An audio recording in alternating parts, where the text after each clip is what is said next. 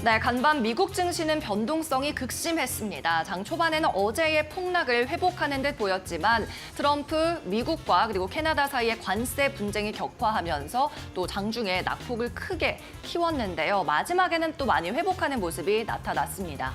네, 간밤 캐나다 그리고 우크라이나 쪽에서의 균열을 어느 정도 봉합하는 모습을 보여줬습니다. 그럼에도 투심이 크게 개선되지 못했던 건 오늘 발표됐던 경제 지표들도 한 역할을 했을 것 같은데요. 간밤 주요 이벤트들도 많이 쏟아졌습니다. 저희와 하나하나 함께 해석을 해보시죠. 일단 3대 지수 상황부터 체크를 해보도록 할 텐데요. 간밤 지수부터 확인해 볼까요? 네, 알겠습니다. 간밤 3대 지수 상황부터 체크해 보시죠.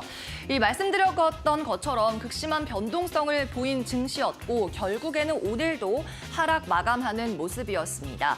일단 장 초반에 회복하는 듯했던 증시였습니다. 어제 투매가 워낙에 많이 발생했기 때문에 오늘 반발 매수세가 유입하면서 출발했는데 중간에 또 도널드 트럼프 미국 대통령이 캐나다에 보복적인 성격의 관세를 부과하겠다고 밝히면서 지수가 크게 흔들렸습니다. 다우가 장중에 900포인트 정도 미끄러지는 모습 나타났고요.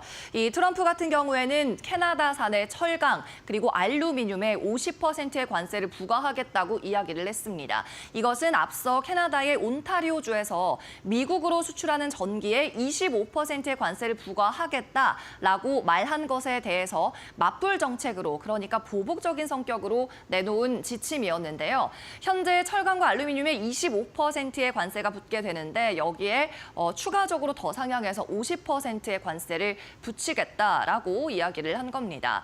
그런데 온타리오 주에서도 또 꺾지 않았습니다. 온타리오 주지사가 TV 인터뷰에 얼마 되지 않아서 출연을 했는데요. 출연해서 이 트럼프를 비난하는 말을 했습니다. 그러면서 전기를 미국에 수출하는 것을 중단할 수도 있다는 취지로 발언을 했죠. 미국과 캐나다가 직접적으로 부딪히면서 시장에 큰 불안과 공포를 안겨줬고요. 3대 지수가 일제히 꺾이는 흐름 장중에 나타났습니다. 그런데 오후 들어서는 또 회복하는 흐름이었습니다. 더그포드 온타리오 주지사가 또 갑자기 입장을 변경한 거죠. 25% 전기에 부과하기로 했던 관세 잠정 중단하겠다고 밝혔고요. 더그포드 주지사는 미국 상무부 장관과 생산적인 대화를 했다면서 이렇게 밝혔습니다. 그래서 장 후반 오후장에서는 낙폭이 많이 회복되는 흐름이었고 다우가 1%대 하락, 나스닥은 0.18%대 약보합, 그리고 S&P 500은 0.75%의 하락으로 마무리가 됐습니다. 3대 지수 일제히 하락 마감하는 흐름이었고요. 어제 기술주에 대해서 저가 폭락했던 기술주에 대해서 저가 매수세가 유입하면서 나스닥이 그나마 하방을 받쳐주는 모습 확인이 됐습니다. 그리고 오후장에서 시장의 센티멘트를 불어넣었던 또 하나의 이슈, 바로 우크라이나였습니다. 미국과 우크라이나가 사우디아라비아에서 이 러우 전쟁에 대해 한 달 동안 휴전하는 내용에 대해서 전격 합의를 한 거죠.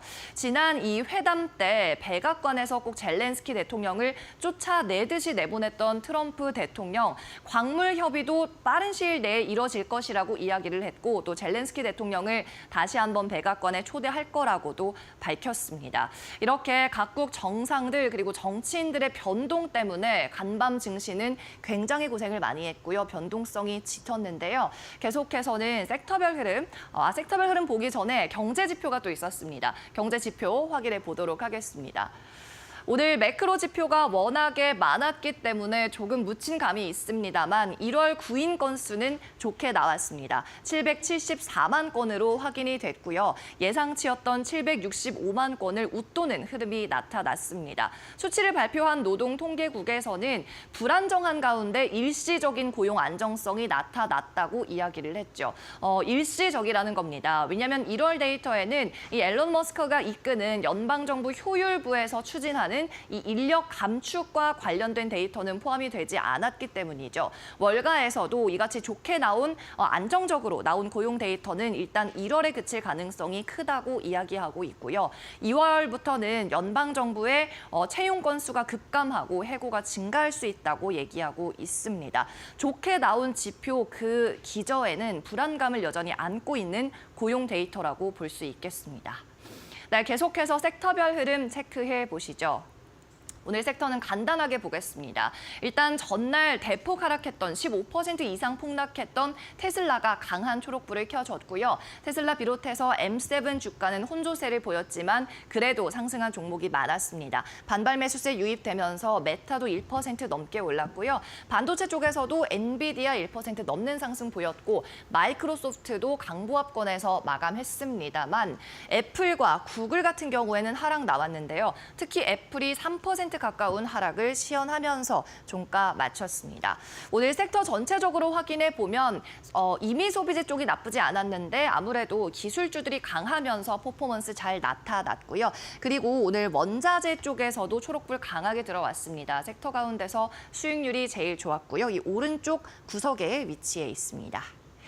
네, 계속해서는 특징주 확인해 보죠. 빅테크부터 체크를 해보도록 하겠습니다. 오늘 빅테크 특징주들 일제히 상승했는데요. 먼저 테슬라입니다. 4% 가까운 상승으로 마감했죠. 모건 스탠리에서 목표 주가 $430를 유지하면서 최근의 폭락은 매수해야 하는 기회다라고 하면서 투자자들에게 테슬라를 꼭 매수해야 한다고 이야기를 했습니다. 네, 계속해서 엔비디아입니다. 오늘 2% 가까운 반등 나왔고요. 번스타인에서 마찬가지로 아웃퍼폼 의견을 유지했습니다. 엔비디아 그리고 브로드컴에 대해서 이 두 종목은 여전히 우수한 주식이라고 밝히면서 하락은 매수해야 하는 기회라고 밝혔습니다. 다음으로 마이크로소프트입니다. 강보합으로 마쳤는데요. AI 데이터 센터에서 전력 수요가 폭발적으로 증가하면서 천연가스를 활용하겠다고 밝혔습니다. 기존의 재생에너지만으로는 늘어나는 전력 수요, 까다로운 이 데이터 센터의 전력 수요를 뒷받침하기에는 부족하다는 거죠. 탄소 포집 기술을 활용한 천연가스를 활용하겠다고 이야기했고요. 마이크로소프트도 오늘 주가 출렁임이 있었습니다. 전체적으로 이 V자 차트 모양이 있었는데 오늘 강보합권에서 거래는 최종 마감했네요. 계속해서 빅테크 외 특징주도 알아보도록 하겠습니다. 먼저 델타 항공입니다. 큰 폭의 하락이 나왔죠. 미국 내 도메스틱 여행 수요가 부진하다고 밝혔고요. 연간 가이던스 수정했습니다. 연간 기준으로 5% 이하의 성장이 있을 것이라고 이야기를 하면서 시장에서 매도세 촉발했고요. 종가 7.25% 하락으로 마감했습니다. 델타 항공 측에서는 매크로적인 경기 불안 요소 그리고 침체가 이어지면서 내수 여행 수요가 줄어들었다고 밝혔네요. 네, 계속해서 스텔란티스 보겠습니다. 스텔란티스는 캐나다의 제조 시설을 몇 군데 가지고 있습니다. 그렇다 보니까 오늘 격화했었던 미국과 캐나다 간의 분쟁에 직격탄을 맞은 모습인데요. 무역 긴장이 고조되면서 3% 하락 종가로 마쳤습니다. 장중에는 낙폭이 더 컸었는데 어느 정도 회복하면서 마친 것으로 파악이 되고요. 트럼프 미국 대통령이 캐나다산 자동차에 대해서 4월 2일부터 대규모 관세를 부과할 거라고 이야기를 하면서 이 관세 규모는 캐나다의 자동차 산업 자체를 일시적으로 영구적으로 중단시킬 수 있는 수준의 관세라고 이야기를 했습니다. 물론 그 이후에 캐나다와의 분쟁이 좀 봉합이 되는 듯한 모습이 나타났습니다. 네, 다음은 버라이즌입니다. 미국의 이동통신 서비스 제공 회사죠. 마찬가지 7% 가까운 하락률 나타냈는데요. 버라이즌 같은 경우에는 경쟁사들에서 비수기 프로모션을 진행하면서 1분기 무선 가입자 수 증가율이 둔화할 거라고 밝혔습니다. 그러면서 6% 넘는 하락 종가 마감했습니다. 네, 계속해서 다음 특징주도 체크해보죠. 이번에는 상승한 특징주들입니다. 사우스 웨스트 항공, 미국에서 50년 이상 항공업을 운항하고 있는 회사입니다. 회사가 설립된 이후 최초로 위탁 수화물에 대해서도 과금하겠다, 돈을 받겠다고 이야기를 했습니다. 사우스 웨스트 항공은 최근에 행동주의 펀드로부터 비즈니스 모델을 아예 바꿔라라는 요구를 받고 있는데요. 이 회사에서 시그니처로 여겨지던 이 수화물 무료 서비스는 종료가 되겠지만 기업의 수익성은 올라갈 거라는 기대감으로 매수세가 몰렸고 8.34%로 상승 마감했습니다. 네, 다음은 헛사이입니다. 중국 기업이고요. 라이더 센서, 자율주행차에 들어가는 라이더 센서를 제조하는 기업인데요. 글로벌 1위 기업입니다. 메르세데스 벤츠와 헛사이가 협력해서 스마트카를 개발할 거라는 로이터 통신의 단독 보도가 나왔는데요. 이 보도가 사실이라면 외국 자동차 기업이 중국의 라이더 업체와 협력해서 중국 외 시장에 모델을 판매하는 것은 처음인 셈이 됩니다. 매수세 몰렸고요. 50% 폭등하며 마감했습니다. 네, 다음은 GE입니다. 헬스케어 관련 주식이죠. 0.3%가량의 상승으로 마감했고요. 골드만삭스에서 좋은 의견을 줬습니다. 투자 의견 중립에서 매수로 상향했는데요. 중국 시장에서 매출이 늘어나고 있다고 분석을 하면서 관세 관련한 이슈에서도 회피할 수 있는 종목이라고 이야기했습니다. 네, 지금까지 밤사이 미국 증시 함께 살펴봤습니다.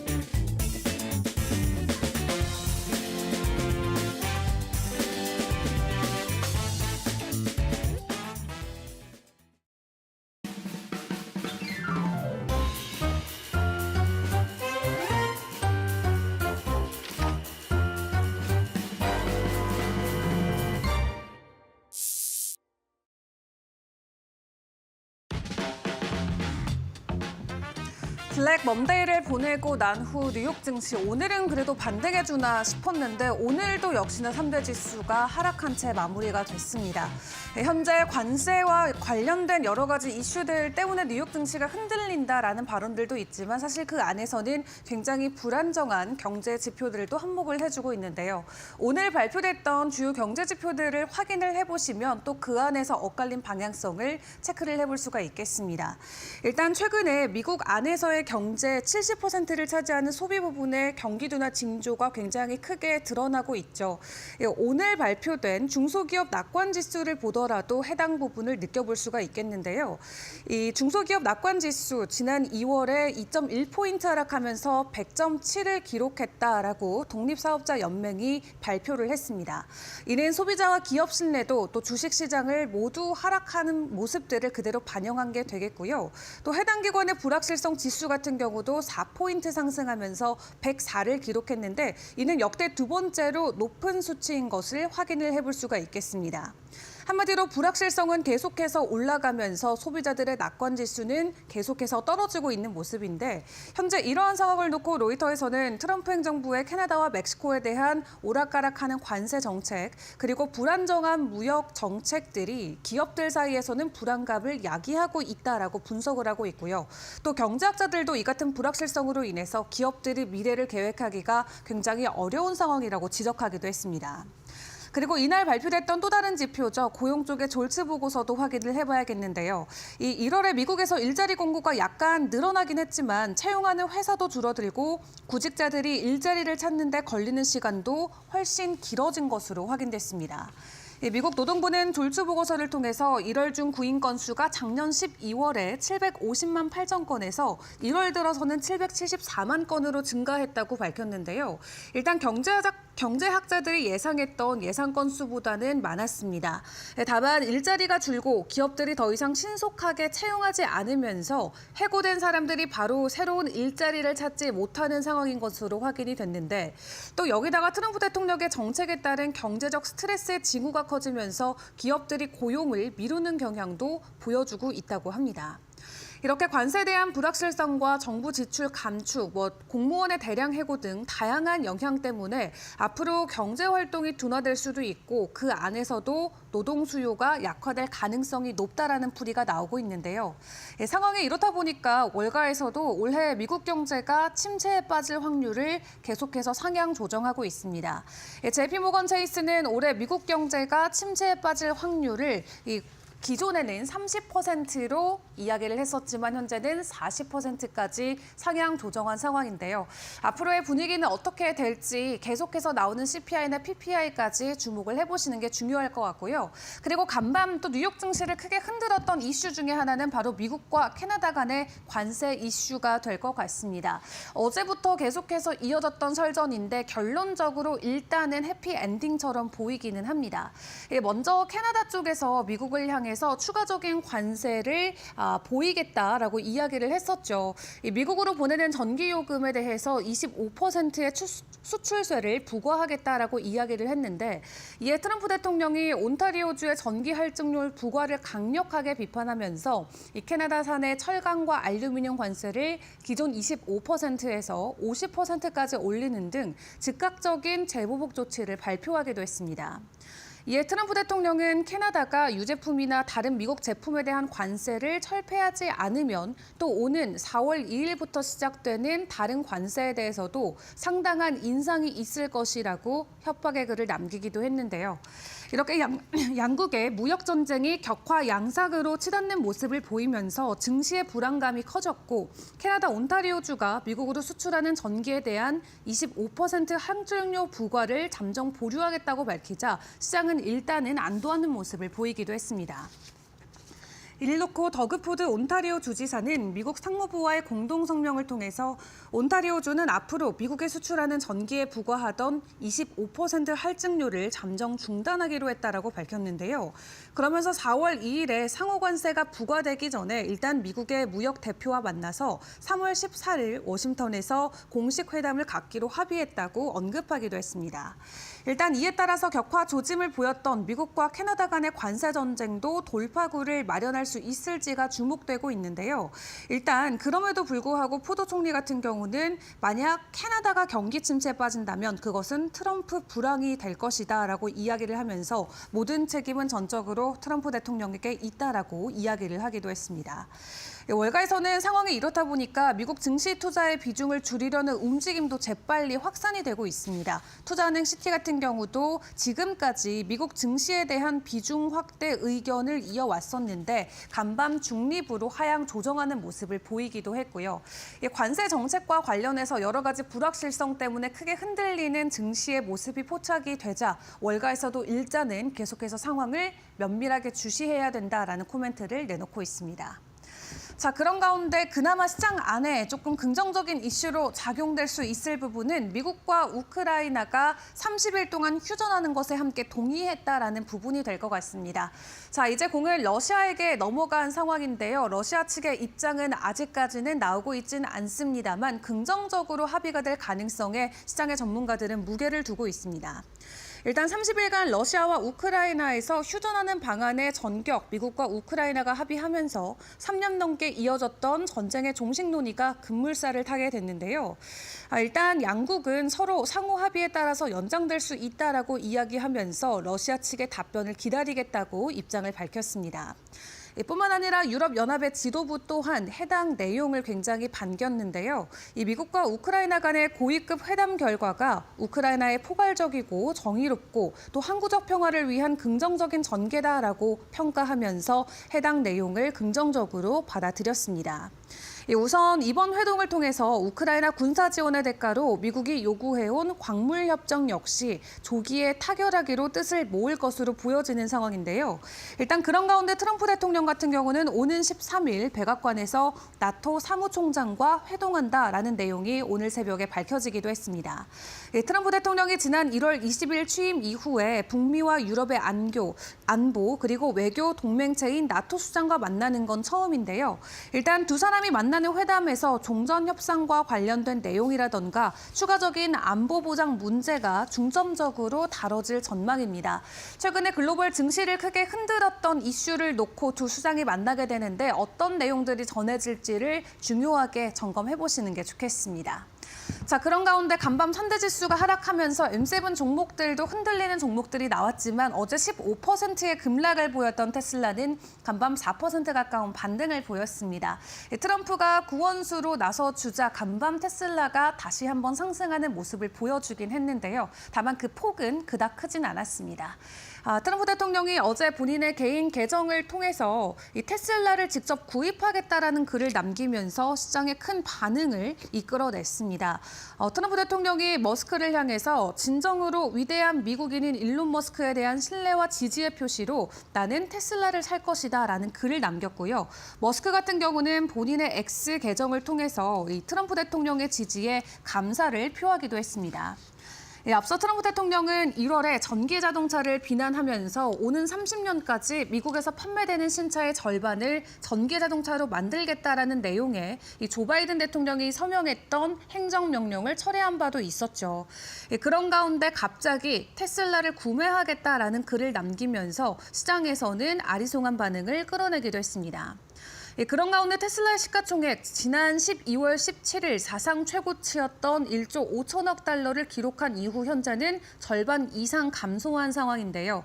트럼프가 대선에 승리하면서 주가의 상승분이 대부분이 반납이 됐고 또 여기에 자동차 판매와 매출이 감소하면서 머스크의 정치 활동에 대한 반감 등으로 주가 하락세가 당분간 이어질 수 있다라는 평가까지도 나오고 있는 상황입니다. 일단 그런 가운데 트럼프 대통령이 다시 한번 전격적으로 머스크 지지에 나서줬는데 이런 부분까지는 일단 투심을 되돌릴 수 없는 것으로 보여지곤 있습니다. 다만 앞으로 추가적인 변동성이 나올 수 있다는 부분에서는 함께 주의를 해보시는 게 좋을 것 같고요. 그리고 간밤 비트코인을 비롯해서 가상자산들도 나름의 반등 흐름을 보여주긴 했습니다. 비트코인 83,000달러까지 일단 일시적으로 올라가는 모습이 나왔는데 이 블랙록 CEO가 다시 한번 비트코인에 대한 긍정적인 평가의 코멘트를 내놓으면서 또 시장의 주목을 받기도 했습니다. 최근에 경기 침체는 가속화되고 인플레이션은 계속 올라가는 이 스태그플레이션에 대한 우려가 시장을 굉장히 위축시키고 있는데 이 블랙록 CEO인 레리 핑크 같은 경우는 이러한 트럼프 정책에 따른 인플레이션에 대한 대안으로 비트코인을 보유해야 된다라고 이야기를 하고 있습니다.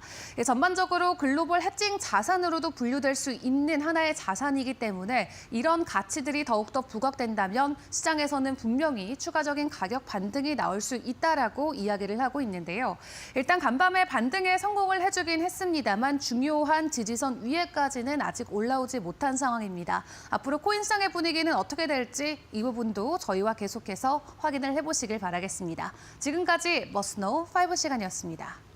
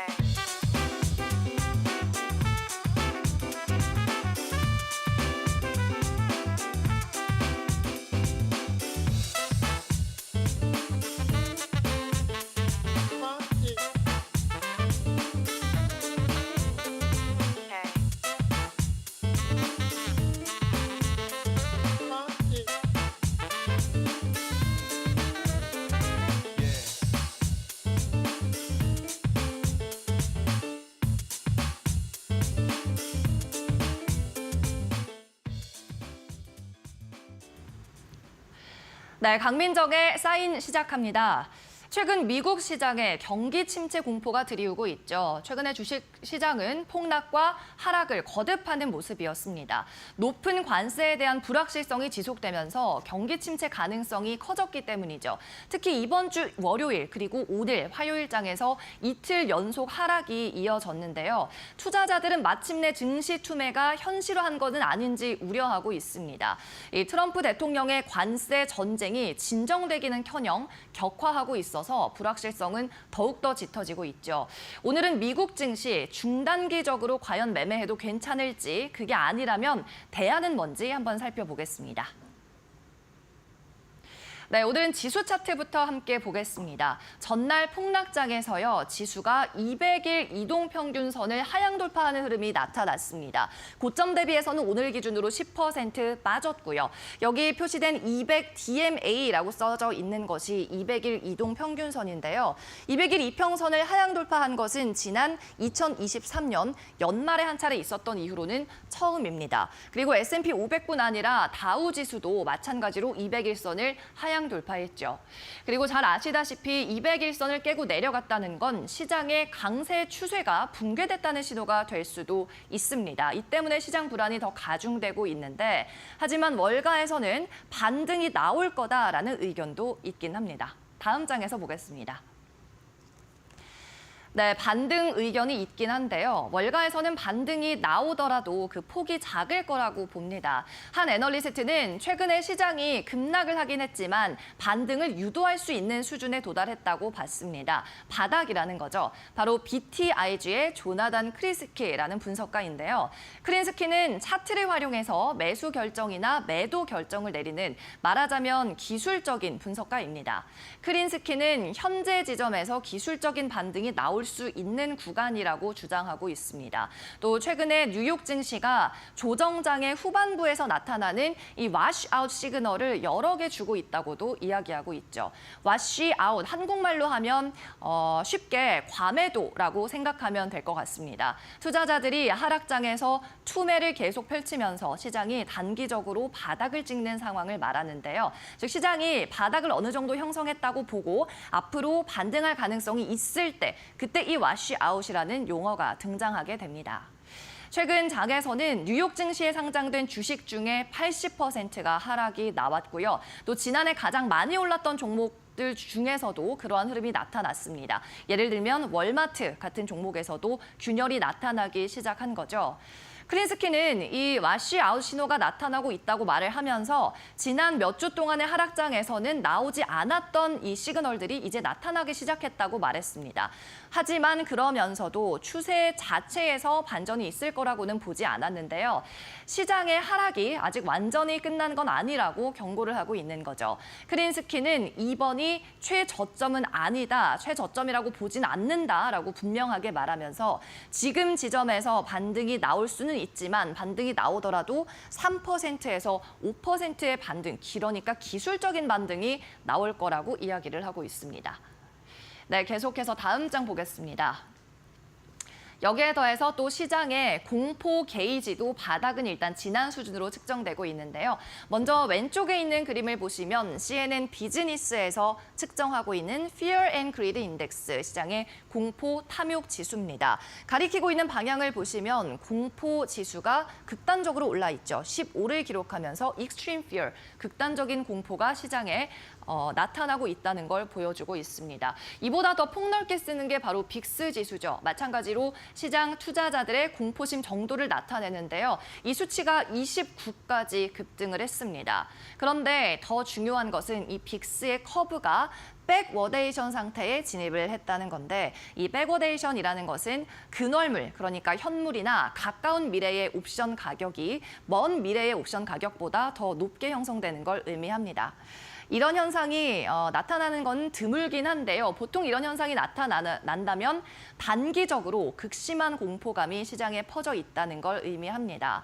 과거에도 이러한 백워데이션 패턴이 나타났을 때 바닥이 형성된 경우가 많았습니다. 최소한 단기적으로는 매매가 가능하다는 거죠. 앞선 크린스키의 관점과 동일하다고 보면 되겠습니다. 다만 중요한 건 단기적인 바닥이라는 거고요. 요즘 같은 불확실한 장세에서 정확한 바닥을 예측하기는 굉장히 어렵습니다. 그리고 진짜로 경기 침체가 온다면 추가 하락이 나올 가능성도 분명히 열어둬야 되겠죠. 다음 장 보겠습니다. 특히 경기 침체가 추가적으로 나온다면 시장에서는 은행주가 가장 큰 타격을 받을 거라고 예측하고 있습니다. 뱅크 오브 아메리카에서는 경기 침체 시나리오가 현실화된다면 은행 주식이 평균 48% 폭락할 수 있다고 분석하고 있습니다. 그리고 몇 주 전까지만 해도 이 은행주들 EPS가 상향 조정될 가능성이 있었는데 이 가능성이 줄어들고 있다고도 덧붙였고요. 또 경기 침체가 온다면 지난 2000년에서 2001년 사이의 경기 침체와 때와 비슷할 것이라고 많이 비교가 되는데요. 당시와 유사하게 신용카드를 중심으로 감소하면서 은행주의 하락을 주도할 거라는 전망도 함께 내놨습니다. 네, 다음 장 보겠습니다. 여기에 추가 하락 의견은 또 있습니다. 오늘은 시티그룹에서 미국 주식에 대한 투자 의견 하향 조정이 나왔는데요. 기존 비중 확대에서 중립으로 하향을 했습니다. 시티그룹은 이 미국의 예외 현상, 익셉셔널리즘이 일시 정지 상태다, 퍼즈 상태다라면서 이유를 밝혔는데요. 그러면서 미국 주식에 대한 투자 의견 기존 비중 확대에서 중립으로 낮췄습니다. 디르크 밀러 애널리스트는 미국 경제의 뉴스 흐름을 봤을 때 앞으로 몇 달 동안 전 세계 나머지 국가들보다 미국의 수익률이 낮을 가능성이 높다고 말을 했고요. 따라서 기술적으로 적어도 미국의 예외 현상이 다시 나올 가능성은 낮다고 봤습니다. 이 익셉셔널리즘 예외 현상이라는 것은 세계의 다른 나라 증시가 조정받거나 하락할 때도 미국 홀로 상승을 이어갔던 현상을 이야기합니다. 하지만 그러면서도 이 시티 측에서는 미국 증시가 장기적으로는 강세를 유지할 거라고 말했습니다. 이렇게 미국의 예외주의가 끝난 건 아예 끝난 것은 아니라고 했고요. 이 예외 현상이 끝난 것은 AI 관련한 스토리가 정점을 찍었을 때 그때 강세장이 끝나는 거라고 말했습니다. 하지만 아직까지 미국에서 이 AI 내러티브는 아직 정점을 지나지 않았다고 봤죠. 네, 다음 장 보겠습니다. 미국 주식에 보수적인 견해를 갖고 있는 것은 이 시티그룹이 세 번째입니다. 앞서 HSBC와 BCA에서도 비슷한 언급을 했으니까요. HSBC에서는 관세 위협으로 인해서 중국에서 오히려 경기 부양책이 더 큰 규모로 나올 거라고 얘기했고요. 그래서 올해 신흥 주식에 대한 비중을 확대했다고 말을 했습니다. 그러면서 독일도 상당한 경기 부양책을 실행할 거라고도 언급했고요. BCA에서도 미국에서는 관세로 인한 불확실성 때문에 경기 침체가 나올 것이라고 앞서 발표를 했었고 BCA에서는 그래서 주식 비중을 줄이고 채권과 현금 비중을 확대했다고 밝혔습니다. 네, 다음 장 보시죠. 오늘만 해도 트럼프 미국 대통령은 시장에 악재를 또 하나 던졌죠. 캐나다 온타리오주가 미국으로 송전하는 전기에 대해서 25%의 관세를 부과하겠다고 밝히자 캐나다산 철강과 알루미늄에 대해서 50% 관세를 매기겠다고 보복 대응을 한 건데요. 캐나다 온타리오 주지사인 더그 포드는 이 이후에 곧바로 TV 인터뷰에 이렇게 출연을 했습니다. 만약 경기 침체가 시작된다면 사람들은 이 경기 침체를 트럼프 리세션이라고 부를 것이다. 라고 맹비난했죠. 그리고 침체가 시작되면 비난받을 사람이 한 명 있다면서 바로 트럼프를 지목했습니다. 그리고 트럼프가 무역 전쟁을 계속한다면 캐나다에서 미국으로 전기 수출을 중단하는 데에도 주저하지 않을 거라고 강경하게 맞불 대응을 한 거죠. 물론 장 막판에 캐나다에서 이 25%의 전기 관세 관련한 지침을 철회하면서 시장이 조금 회복하긴 했습니다. 네, 다음 장 보겠습니다. 트럼프 대통령이 이렇게 직접 올해 경기 침체가 올 수 있다는 걸 인지하고 있는 듯한 발언을 앞서 했고요. 그럼에도 불구하고 부강한 미국을 만들기 위해서 무역 전쟁은 불가피한 상황이라고 생각하고 있습니다. 미국 증시에 투자하기에 단기적인 관점에서는 불확실성이 짙어지고 있다는 건 자명한 것 같습니다. 다만 미국 시장이 과매도 상황인 것도 맞습니다. 하지만 현재 바닥이라고 가정하고 반등이 나오더라도 5%가량의 작은 반등이 될 가능성이 높습니다. 월가의 애널리스트들의 의견대로 올해는 신흥국 증시에도 일부 비중을 실어 놓고 그리고 채권과 현금을 좀 확보하는 것도 좋은 전략인 것 같습니다. 네, 지금까지 강민정의 사인이었습니다.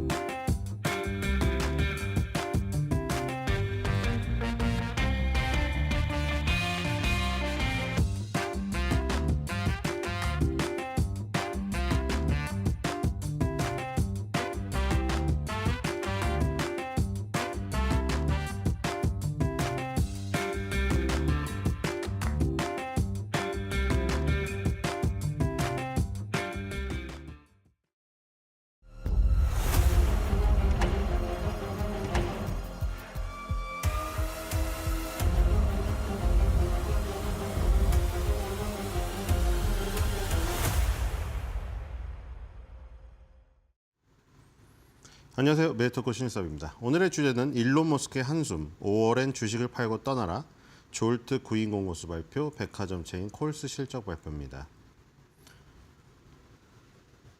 일론 머스크가 드디어 한숨을 쉬더라고요. 인터뷰에서 한숨 쉬는 거 들어보신 적 있나요?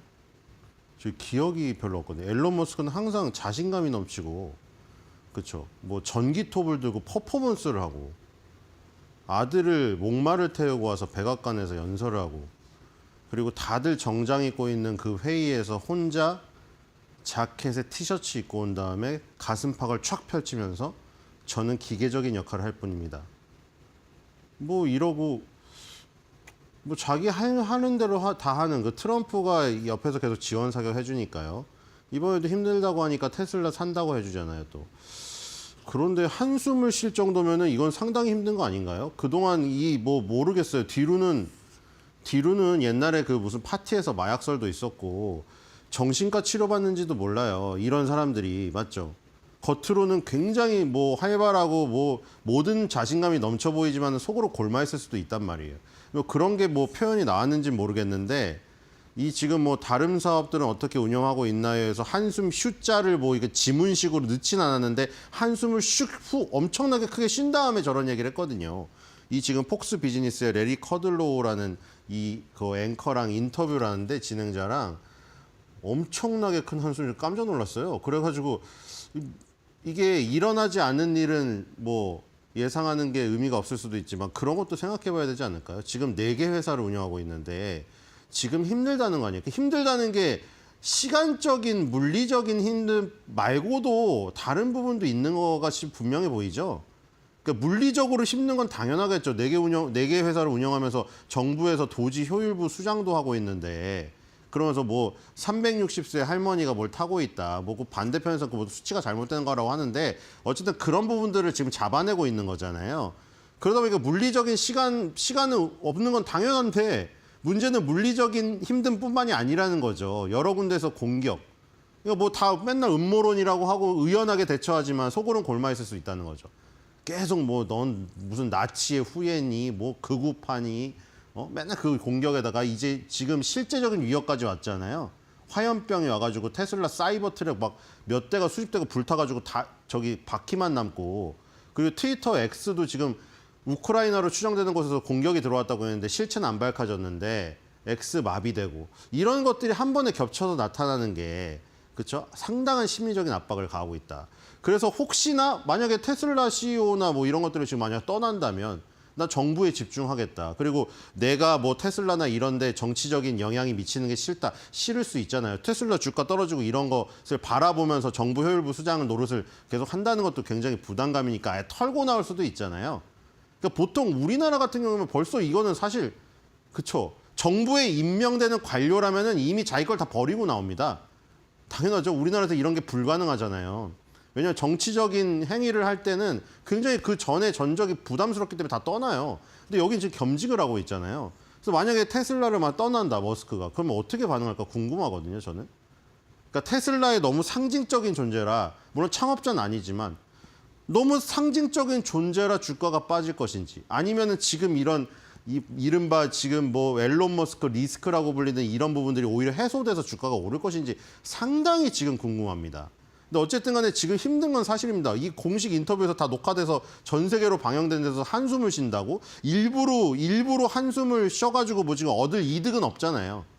오히려 힘든 거를 내뱉어 버릴 뿐이지. 그런 걸로 봤을 때는 진짜로 나온 한숨 같거든요, 저거는. 찐 한숨.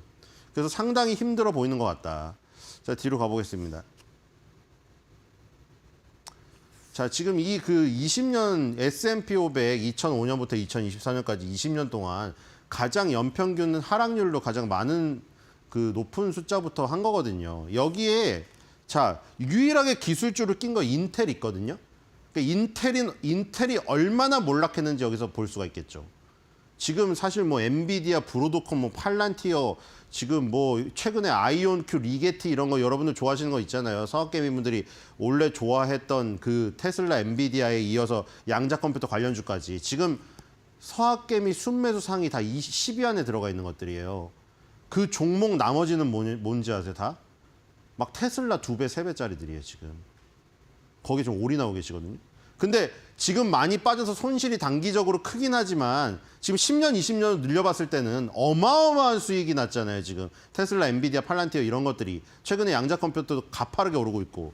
근데 20년을 보면은 다 그렇게 오른 것만 또 아니라는 거죠. S&P 500이 지금 전체적으로 평균이 올라간 거는 그 며칠 전에 보여드렸듯이 상위 10개 종목이 이 지금 퍼센테지가 상당히 높아지고 있잖아요. 그 변동성이 지금 타격으로 오는 것이고 S&P 500 중에 상위 10개 종목이 차지하는 비중이 역대 최고였잖아요. 근데 거기에 대부분 지금 아까 말했던 빅테크 종목들이 섞여 있단 말이죠. 그래서 이제 빅테크 종목들은 어마어마한 수익이 났어요. 10년 이렇게 늘려보면은. 근데 S&P 500이라고 다 오른 게 아니라는 거죠. 이런 지금 주로 떨어진 것들이 이런 것들이에요. AIG나 이거 옛날에 그 맨유 스폰서도 하지 않았습니까? 제 기억에. 맨유 스폰서로 맨유 잘 나갈 때 박지성 시절에. AIG 달기도 했었는데 AIG, CT 이런 금융주들이 많이 빠졌어요. 여기 지금 카니발 크루즈 운영하는 회사도 연평균 성장률이 아니고 하락률이죠. 하락률이 마이너스 2.1이 나옵니다. 그리고 여기서 이제 플러스로 전환은 되지만 요 정도 수치는 지금 S&P 평균 수익률에도 못 미치는 거죠. 워렌 버핏이 항상 버크셔 해서웨이의 보고서 올릴 때 그 마지막에 보여드렸죠. 맨 마지막 장에는 어펜덱스 부록으로 딱 자기 버크셔 해서웨이 운영 수익률하고 S&P 수익률 딱 비교해서 대진표처럼 딱 올리잖아요. 버크셔 해서웨이는 항상 이겼잖아요. 항상.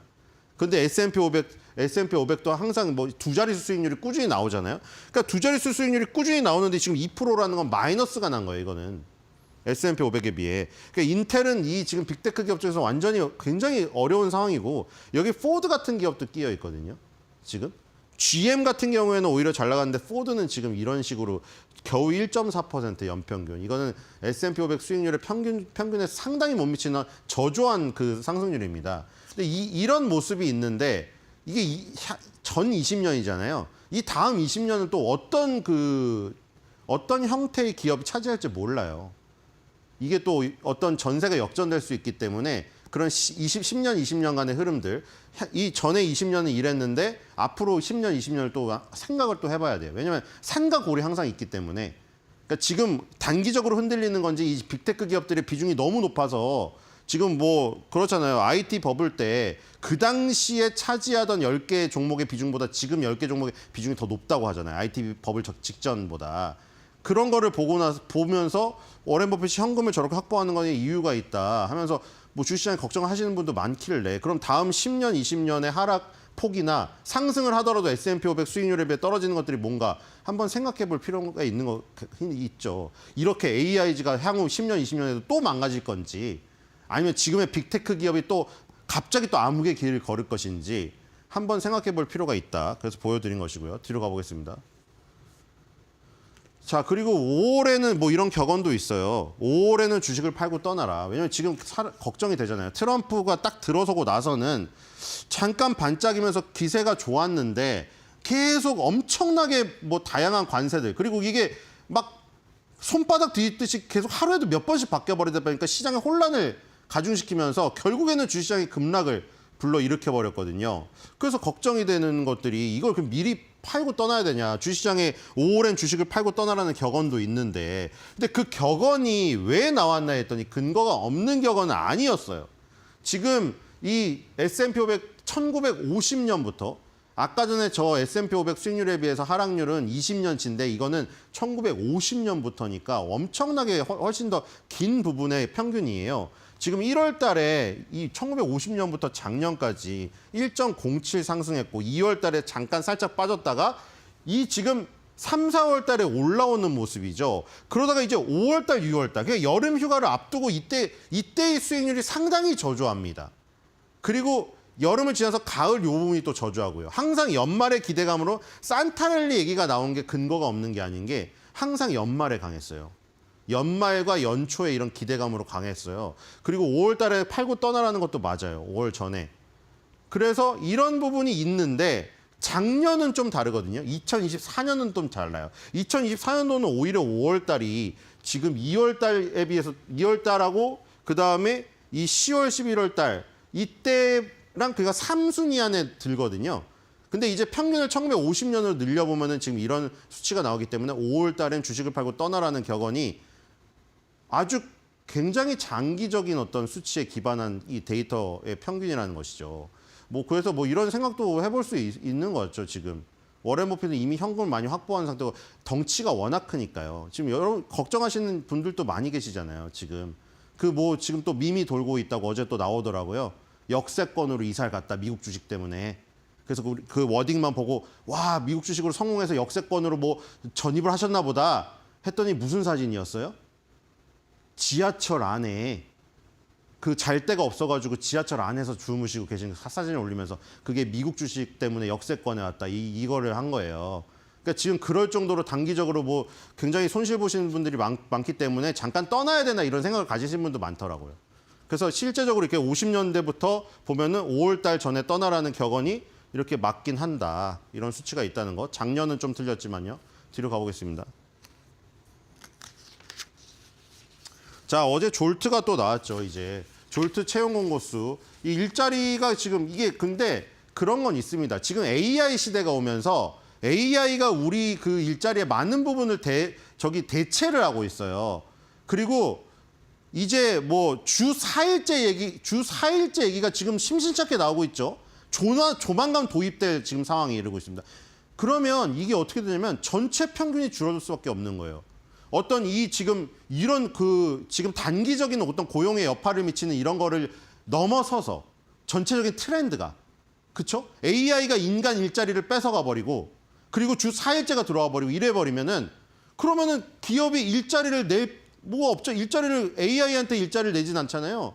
뭐 인공지능이 나중에 정말 지능을 인간처럼 가져서 인공지능한테 낼 수도 있겠죠. 그런 로봇 영화 같은 시대가 오면은 로봇들한테 자 일할 로봇 모집합니다. 근데 지금 로봇한테 그 모집 공고를 내진 않잖아요. 그렇기 때문에 전반적으로 줄어드는 것이 아마 이 현상으로 나타날 거예요. 10년, 20년에 걸쳐서. 근데 이 졸트 같은 경우에는 뭐 한 달 만에 나오는 거기 때문에 그런 게 당장 미치진 않겠죠. 당장 미치지는 않을 거고 일단 774만 건으로 727만 9천 건 정도였던 예상치를 뛰어넘었습니다. 자, 뒤로 가겠습니다. 이거는 높은 건데 좋은 거죠. 일자리 채용 공고를 많이 냈다는 얘기니까. 기업이 사람을 필요로 해서 많이 냈다는 얘기니까요. 그리고 반등했어요. 10월 달에 거의 최저치였거든요. 2023년도 이후에 최저치였어요. 채용 공고가. 2023년도 4월 달에는 저희가 지금 1,000만 건이 넘었거든요. 1,000만 건에서 계속 내려갔죠. 1,000만 건, 900만 건, 800만 건, 700만 건. 이 계속 700만 건으로 수렴을 하다가 지금 반등하고 다시 775만 건으로 올라간 상태입니다. 그렇죠? 1월 달에 지금 1월 달에 2024년은 2달 전 거예요. 졸트는 2달 전 거예요. 그래서 1월 달에 발표된 작년 11월 달치가 800만 건을 기록한 걸 마지막으로 이제 800만 대가 까여져서 내려갔는데 예상치 상해가 나왔다는 거죠. 어쨌든 1월 달 수치니까. 물론 이거는 2개월 전이기 때문에 이 채용 공고수 졸트 말고 다른 걸로 보완해서 다시 또 생각을 해야 되지만 어쨌든 지금 어닝 서프라이즈가 나왔고 쌍바닥이 나왔다는 거. 일단 요거는 안심을 했습니다. 요거까지 나쁘게 나왔으면 시장이 더 급락했을 거예요. 어제. 뒤로 가보겠습니다. 자, 이제 실적 발표입니다. 실적 발표가 그 지난주 목요일 날 사실 저기가 가장 컸죠. 브로드컴이랑. 근데 다행히 좋게 나왔죠. 좋게 나왔어요. 팔란티어였나 브로드컴입니다. 가장 중요한 게 나왔고 그다음에 이제 이번 주에도 그 지난주보다 네임은 좀 떨어지지만 중요한 것들이 많이 있습니다. 자, 오늘 같은 경우도 장전에 콜스랑 그 딕스 스포츠 구스 이런 것들이 지금 소비재를 파는 회사들이거든요. 이거 백화점이고 이거 스포츠 용품을 파는 회사거든요. 그러니까 지금 뭐 관세 부과로 인플레이션 때문에 어려워서 일자리가 지금 별로 안 늘어서 그래서 이제 살 여력이 없다. 만약에 이래버리면은 지금 여기에 지금 실적이 줄어들게 되거든요. 그래서 이 부분이 중요하겠죠. 콜스 한번 보겠습니다. 물론 사실 지금 아마존, 월마트, 코스트코 이런 그 회사들이 지금 다 장악을 했죠. 유통업체가. 백화점 체인은 지금 노드스트롬이라든가 메이시스라든가 콜스 이런 것들은 많이 쇠퇴를 했어요. 우리나라랑 똑같아요. 우리나라도 지금 백화점은 일부 그냥 제일 잘 되는 쪽만 잘 되죠. 그렇죠? 지금 예를 들어 롯데백화점 같은 경우에 지금 굉장히 어려움을 겪고 있고 지방 백화점 폐점에 들어서고 있잖아요. 그러니까 지금 뭐 아울렛, 대형마트 뭐 이런 것만 잘 된다고요. 저기도 마찬가지거든요. 뒤로 가보겠습니다. 자, 이 지금 콜스입니다. 미국에서 옴니채널 소매업체로 운영이 되고요. 자, 이 밸류에서 높은 점수 중에 별로 안 좋은 거라고 했죠. 이게 사실. 점수는 높은데 문제는 이렇게 되면 인기가 없다는 거예요, 시장에서. 시장에서 오히려 인기가 높아갖고 PER이 높고 PBR이 높은 게 차라리 좋지 않아요? 이 인기가 없어서 이 점수를 높게 하는 게 사람들한테, 투자자한테 도움은 안 되거든요. 돈으로 회수가 안 되니까요. 그리고 배당금은 많이 줍니다. 그리고 뭐 미래 실적이나 과거 실적, 재무제표는 상당히 좀 부족한 모습이죠. 이 저평가된 기존 배당금 지급제하지만 이 저평가된 게 좋은 것만은 아니다. 뒤로 가보겠습니다. 자, 실적입니다. 상당히 좋지가 않아요. 자, 지금 매출이 마이너스 9% 났거든요. 5.18 빌리언 달러. 2023년도 4분기에 대비해서 10%가량 매출이 감소했습니다. 외형이 감소했다는 얘기죠. 그다음에 내실도 마찬가지예요. 순이익은 내실이잖아요. 48밀리언으로 무려 마이너스 74%가 나왔습니다. 그리고 딜루이트 EPS네요. 이거는 이제 뭐 전환사채라던가 뭐 스톡옵션이라던가 이런 거 발행을 많이 했다는 얘기죠. 그 사람들이 지금 당장 주식으로 바꿔버리거나 스톡옵션 행사를 해버렸을 때 내 몫이 얼마인가. 이게 0.43달러인데 그것도 마이너스 74%준 겁니다. 그다음에 이제 영업이익도 마이너스 58%. 지금 다 안 좋죠. 자, CEO는 물론 여기서 무슨 우리 이제 망했어요. CEO가 그럴 순 없잖아요. 우리 이제 망했어요. 사업 철수합니다. 죄송해요. 우리 이제 시장에서 퇴출당하겠습니다. 이러진 않잖아요. 그게 무슨 말이냐면 우리는 이제 1,100개의 이제 요 매장을 갖고 있기 때문에 아주 경미지처럼 얽혀 있어가지고 접근성이 좋다. 그다음에 무려 6천만 명의 고객이 있다. 근데 그중에 3천만 명, 반이 콜스 로열티 멤버라는 얘기를 했습니다. 지금 코스트코가 멤버십 올렸는데 멤버십을 탈퇴하는 사람이 그렇게 많이 없죠. 또 그냥 올리면서 가입을 하죠. 코스트코를 다니고 싶기 때문이죠. 근데 이 지금 CEO가 이렇게 강조를 했지만 이 보여지는 건 이거란 말이에요. 뭐 1,100개의 스토어가 있건 6천만 명 중에 3천만 명의 로열티 멤버십이건 그게 중요한 게 아니라 그러면은 그 사람들 계속 와서 그 매출을 올려줘서 실적을 찍어야 되잖아요. CEO는 실적으로 얘기하는 거니까. 근데 지금 백화점 콜스 실적은 완전 박살이 나고 있다. 자, 차트를 보고 마무리하겠습니다. 투자 의견이 있군요.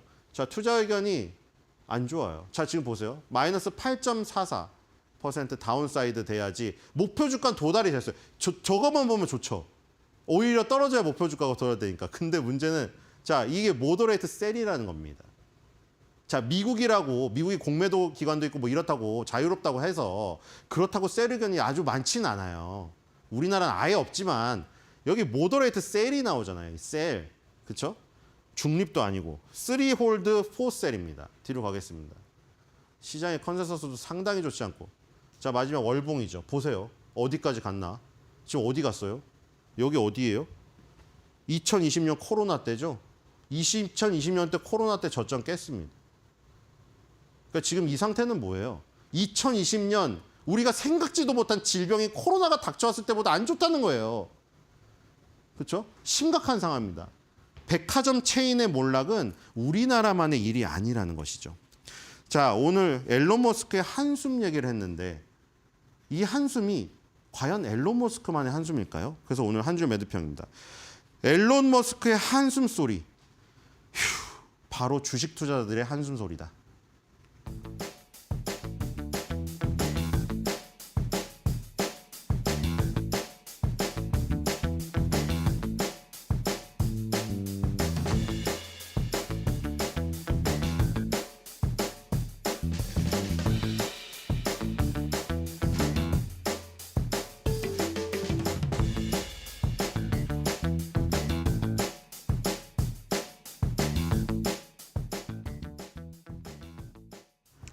작년의 하락이 예방주사였던 걸까요? 어제 큰 폭의 하락을 보인 뉴욕 증시발 공포감이 국내 증시에 드리워졌지만 그나마 잘 방어에 나서줬던 국내 증시였습니다. 코스피와 코스닥 모두 하락하긴 했습니다만 뉴욕 증시만큼의 쇼킹한 상황은 아니었고요. 코스피가 1.2%대 그리고 코스닥은 0.6%의 하락을 보였습니다.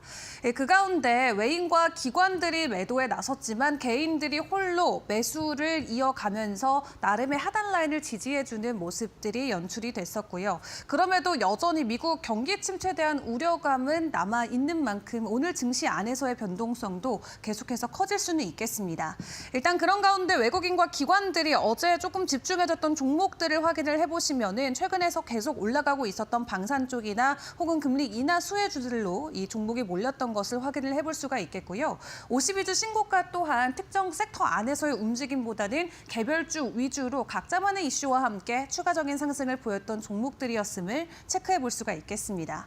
자, 그럼 업종별로의 움직임도 점검을 해보도록 할 텐데요. 어제는 국내 이슈에 좀 많이 집중이 됐던 하루였습니다. 지금까지 특히 올해 들어서 더욱더 미국 증시발 이슈를 굉장히 강하게 받고 적용을 했었는데 어제는 국내에서 나왔던 이슈로 관련주들의 움직임이 나왔었던 하루였고요. 일단 제약바이오 관련주들 델보게레스가 어제 상한가 안착을 했고 대화제약이나 브릿지 바이오테라피틱스 같은 경우도 두 자릿수 이상의 상승 흐름을 보였습니다. 국내 특허청에서 빠른 특허 심사로 바이오 이 5대 강국을 만들기 위해서 힘을 실어주겠다라는 내용이 전해지면서 이 특허와 관련된 모멘텀이 있는 관련 종목들이 어제장에서는 긍정적인 상승 흐름을 보였고요. 그리고 삼성전기 이제 유리기판 시생산이 임박했다라는 내용과 함께 유리기판 관련주들이 월요일과 화요일장에서 모두 긍정적인 상승 흐름을 이어갔습니다. 그 가운데 이노메틀이라던가 YMT 20% 넘는 상승장을 보여주기도 했고요. 그리고 로봇 관련해서도 어제 여러 가지 종목들로부터 이슈들이 전해졌었죠. 일단 현대차와 함께하고 있는 보스턴 다이내믹스 같은 경우는 AI 로봇을 만들고 있다는 소식을 전해왔고요. 그리고 레인보우 로보틱스와 T-로보틱스가 대규모 물류 자동화 MOU를 체결했다는 소식이 전해지면서 어제 T-로보틱스 상한가 안착하는 모습을 보이기도 했습니다.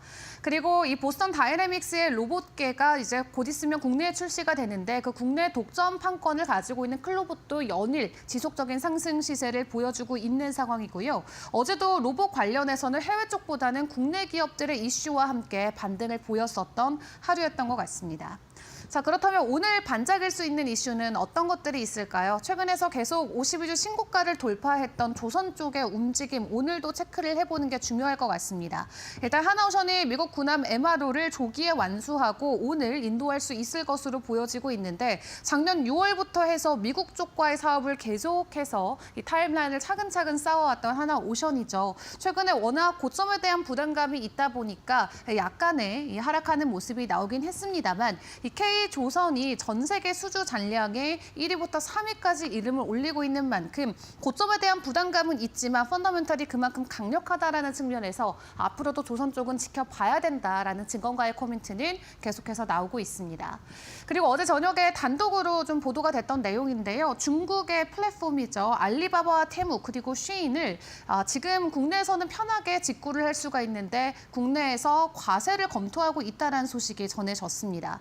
일반 국내 유통업체들 같은 경우는 중국에서 제품을 사오게 되면은 보통 8%의 관세에 추가적으로 10% 부가세까지 부담해야 되기 때문에 소비자들에게 전담되는 가격이 높은 편이죠. 다만 중국의 사이트를 통해서 직접적으로 소비자가 구매를 하게 된다면 동일한 제품이라도 상당히 저렴하게 구매를 할 수가 있겠는데요.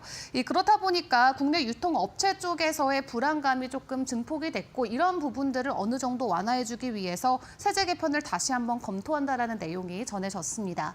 아직까지는 해외 직구를 놓고 관세가 자유로운 편인데 일단 미국 같은 경우도 이 면세 제도를 없앤다라는 내용이 나오고 있기 때문에 미국 쪽에서 면세 제도가 없어지면 중국이 안 그래도 많은 물량을 다른 국가들로 밀어내기를 할 수 있고 그렇게 되면 국내 유통업체들이 더욱더 어려워질 수 있다는 관측이 나오는 거고요.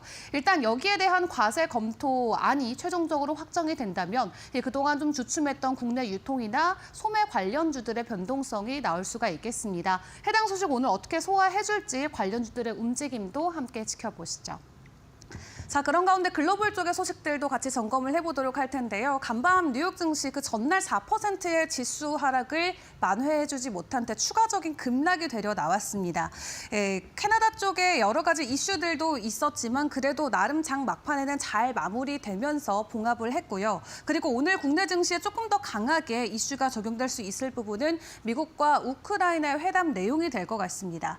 일단 한 달 정도는 휴전을 하고 좀 상황을 마무리를 짓자라는 것을 것에 미국과 우크라이나가 함께 동의하는 내용을 공개를 했고요. 이제 러시아의 입장만 기다리고 있는 상황인데 러시아에서도 긍정적으로 화답을 해줄 수 있을 것이다라고 나름 전문가들은 평가의 말을 내놓고 있습니다.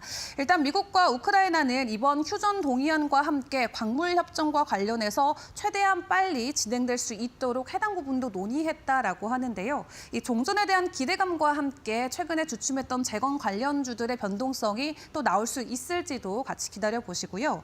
그리고 트럼프 대통령이 주말 사이 내놨었던 경기 침체 가능성 있다라는 발언 하나로 뉴욕 증시가 이틀 연속 하락했는데 새벽에는 해당 발언에 대해서 어느 정도 좀 무마하려는 시도였는지 경기 침체 올 것으로 전혀 생각하지 않는다라는 또 반대의 말을 내놓기도 했습니다. 시장은 원래 좋았기도 하고 나쁘기도 하고 오락가락하는 상황이지만 우리가 초점을 맞춰야 되는 건 이 미국이라는 나라의 재건이어야 된다라고 좀 중요한 키포인트를 다시 한번 강조를 했는데 경기 침체 전혀 오지 않을 것으로 생각한다라는 코멘트를 내놨음에도 간밤 뉴욕 증시는 되려 하락하는 모습을 보이기도 했습니다.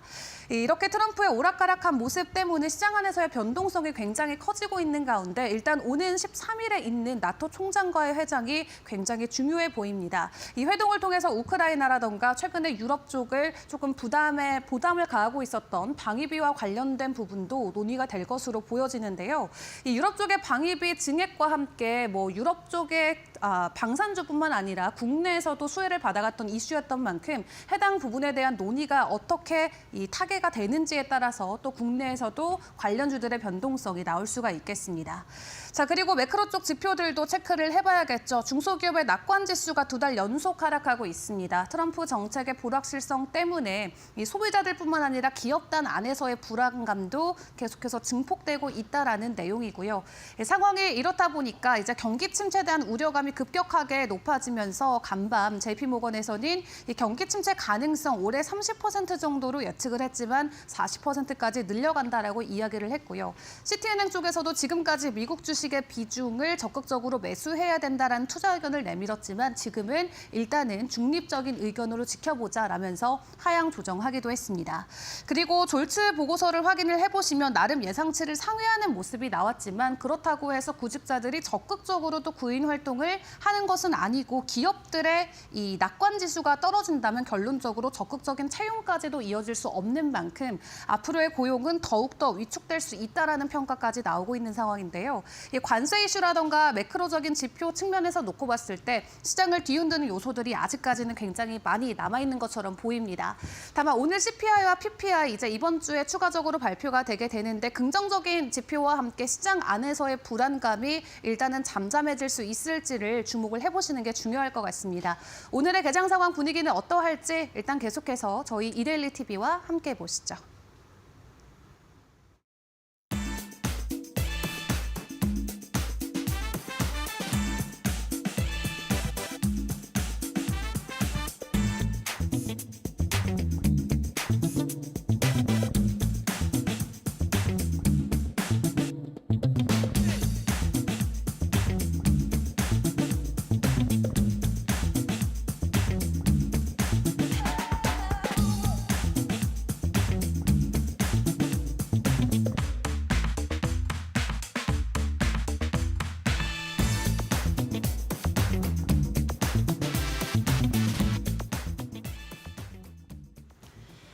네, 간밤 거래됐던 미국 증시 분위기 한번 살펴보도록 하겠습니다. 3대 지수는 어제에 이어서 또 한 번 하락으로 마감을 했는데요.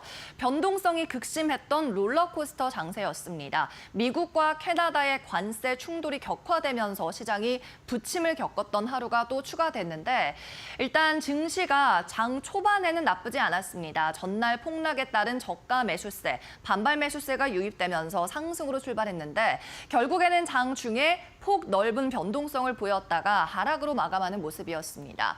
일단 장 초반에 반등하는 듯했던 증시 고꾸라지게 만든 건 도널드 트럼프 미국 대통령의 이 같은 SNS 글이었습니다. 캐나다산 철강과 알루미늄의 관세를 50%로 인상해서 관세율을 매기겠다고 말한 겁니다. 이건 사실 캐나다에 대한 보복적인 성격의 관세였는데요. 왜냐하면 앞서 캐나다의 온타리오주에서 미국으로 송전하는 전기에 대해 관세 관세율을 25%로 매기겠다고 지침을 밝혔기 때문입니다. 여기에 더해서 트럼프가 캐나다산 원자재에 기존 25% 부과하고 있던 이 관세를 50%까지 대폭 인상한다고 맞불을 놓은 거죠.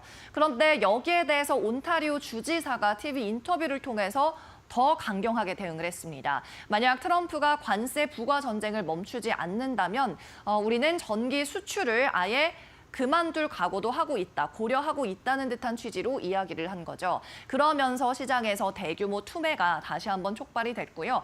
S&P 500이 지난 고점 대기 10% 가까이 떨어지는 모습을 장중에 보였습니다.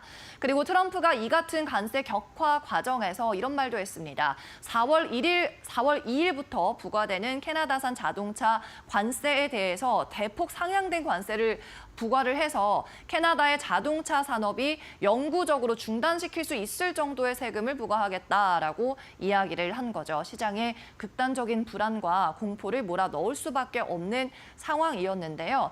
그런데 오후장 들어서 온타리오 주지사가 돌연 태도를 바꿨습니다. 미국의 25%의 전기 관세를 부과하기로 했던 지침을 잠정적으로 중단한다고 밝힌 거고요. 상무부 장관과 생산적인 대화를 하고 있다며 이렇게 밝혔습니다. 그래서 3대 지수 결론적으로 오후장에는 낙폭을 많이 줄였습니다. 회복은 했지만 그래도 여전히 불확실성으로 인해서 다우 1%대 하락, 나스닥 0.2%가량의 약보합, 그리고 S&P 500은 0.75%의 약세로 장을 마친 모습이었습니다. 반면에 이날 경제 지표는 나쁘지 않았습니다.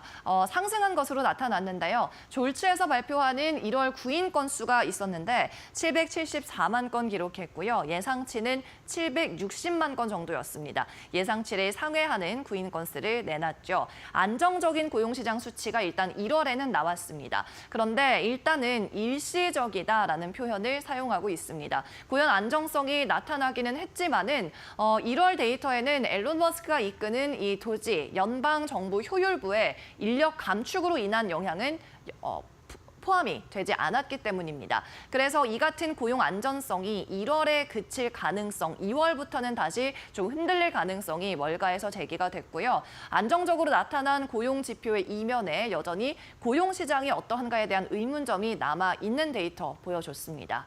그리고 빅테크 주식은 시장이 많이 흔들리던 가운데서도 상승으로 마칠 수 있었습니다. 전날 하락한 데 따른 반발 매수세가 유효했던 것으로 보이고요. 특히 테슬라 같은 경우에는 4% 급등 나왔습니다.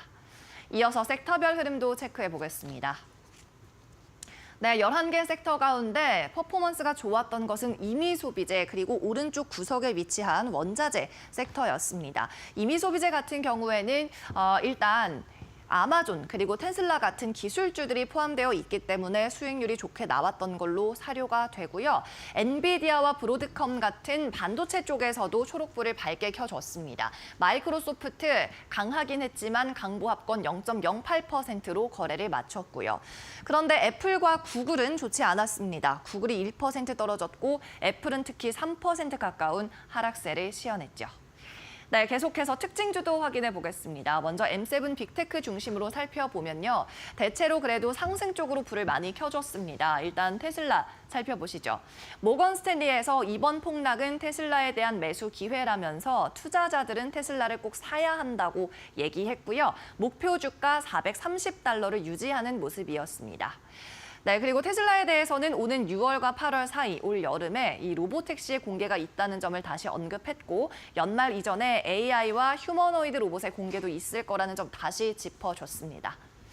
다음은 엔비디아입니다. 1.6%대의 상승으로 거래 마쳤는데요. 번스타인에서 아웃퍼폼 의견을 유지했습니다. 마찬가지로 엔비디아의 하락은 매수 기회다라고 이야기하면서 엔비디아 그리고 브로드컴에 대해서 여전히 우수한 주식이라고 이야기를 했고 최근에 노이즈 그리고 변동성을 견딜 수 있는 투자자들에게는 여전히 매력적이라고도 평가했습니다. 다음 마이크로소프트 보겠습니다. 마이크로소프트도 오늘 장과 함께 좀 출렁이는 모습 나타났는데요. 이 V자로 약간 딥을 줬다가 다시 올라오는 모습 보였고 0.08% 상승 마감했습니다. AI 데이터 센터의 전력 수요가 폭발적으로 늘어나다 보니까 기존 재생에너지 등으로는 공급이 원활하지 않은 상황, 탄소 포집 기술을 활용한 천연가스를 활용하겠다고 밝혔습니다.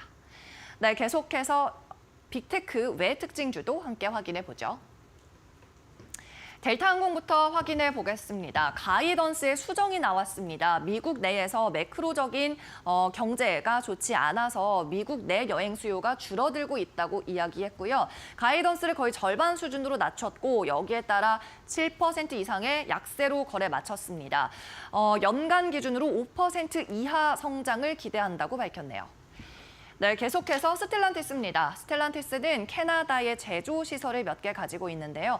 그렇다 보니까 오늘 미국과 캐나다 사이에 관세 분쟁이 격화한 것에 대해 직격탄을 맞았습니다. 미국과 캐나다 사이 무역 긴장이 고조되면서 장중에 5% 넘는 약세 시현하기도 했는데요. 마찬가지 장 막판에 조금 회복을 하면서 3%대 약세로 거래 마쳤습니다. 트럼프 대통령은 이 4월 2일부터 부과될 관세, 자동차 관세에 대해서 대폭 상향할 거라면서 캐나다의 자동차 산업을 영구적으로 마비시킬 수 있는 수준의 세금을 부과하겠다고 밝히기도 했습니다. 네, 계속해서 버라이즌입니다. 버라이즌은 이동통신 서비스를 제공하는 회사죠. 버라이즌의 경쟁사들이 비수기 프로모션을 진행하면서 1분기 무선 가입자 증가 수가 둔화할 거라고 밝혔습니다. 6% 넘는 약세로 장 마쳤네요. 이어서 이슈 있는 종목 더 살펴보겠습니다. 이번엔 상승 마감한 종목들 체크해보죠. 사우스 웨스트 항공. 미국에서 50년 넘게 항공업을 영위하고 있는 회사인데요. 계속해서 무료로 서비스 제공하고 있었던 위탁 수화물, 이제는 요금을 부과하겠다고 밝혔습니다. 사실 사우스 웨스트 항공은 어떤 행동주의 사모펀드, 엘리엇이라는 행동주의 사모펀드에 의해서 비즈니스 모델을 아예 근본적으로 바꿔야 된다라는 요구를 받아오는 상황이었는데요. 회사의 무료 서비스였던 위탁 수화물은 사라지겠지만 기업의 수익성은 개선될 거라는 기대감으로 매수세 몰렸고 8% 넘는 상승으로 마감했습니다. 다음 허사이입니다. 라이더 센서를 공급하고 있는 회사고요. 글로벌 넘버원이고 중국 기업입니다. 50% 폭등했는데 그 이유는 로이터에서 단독으로 보도한 기사 때문이었습니다. 메르세데스 벤츠가 이 허사이 라이더와 협업을 해서 스마트카를 개발한다는 내용이었는데요. 만약 이 보도가 맞는 것으로 확인된다면 외국 자동차 회사로서는 최초로 중국의 라이더 기업과 협력을 해서 중국 외 시장에서 모델을 판매하는 사례가 되겠습니다. 매수세가 폭발적으로 몰리면서 50% 급등 마감했습니다. 마지막 이슈 있는 종목입니다. GE인데요. 제너럴 일렉트릭에서 분사한 헬스케어 기업입니다. 0.3%가량의 상승으로 거래 마쳤네요. 골드만삭스에서 좋은 의견을 주고 있는데요. 투자 등급도 업그레이드가 됐습니다. 기존 홀드, 중립에서 바이, 매수로 상향 조정했는데 중국 시장에서의 전망이 좋아지고 있기 때문이라고 밝혔습니다. 중국에서 매출이 증가하고 있는 데다가 캐나다, 멕시코와는 달리 트럼프의 관세 불확실성에서부터도 피해갈 수 있는 종목이라고 밝혔습니다. 네, 이렇게 오늘장 미국 증시 마감 상황 전해드렸습니다.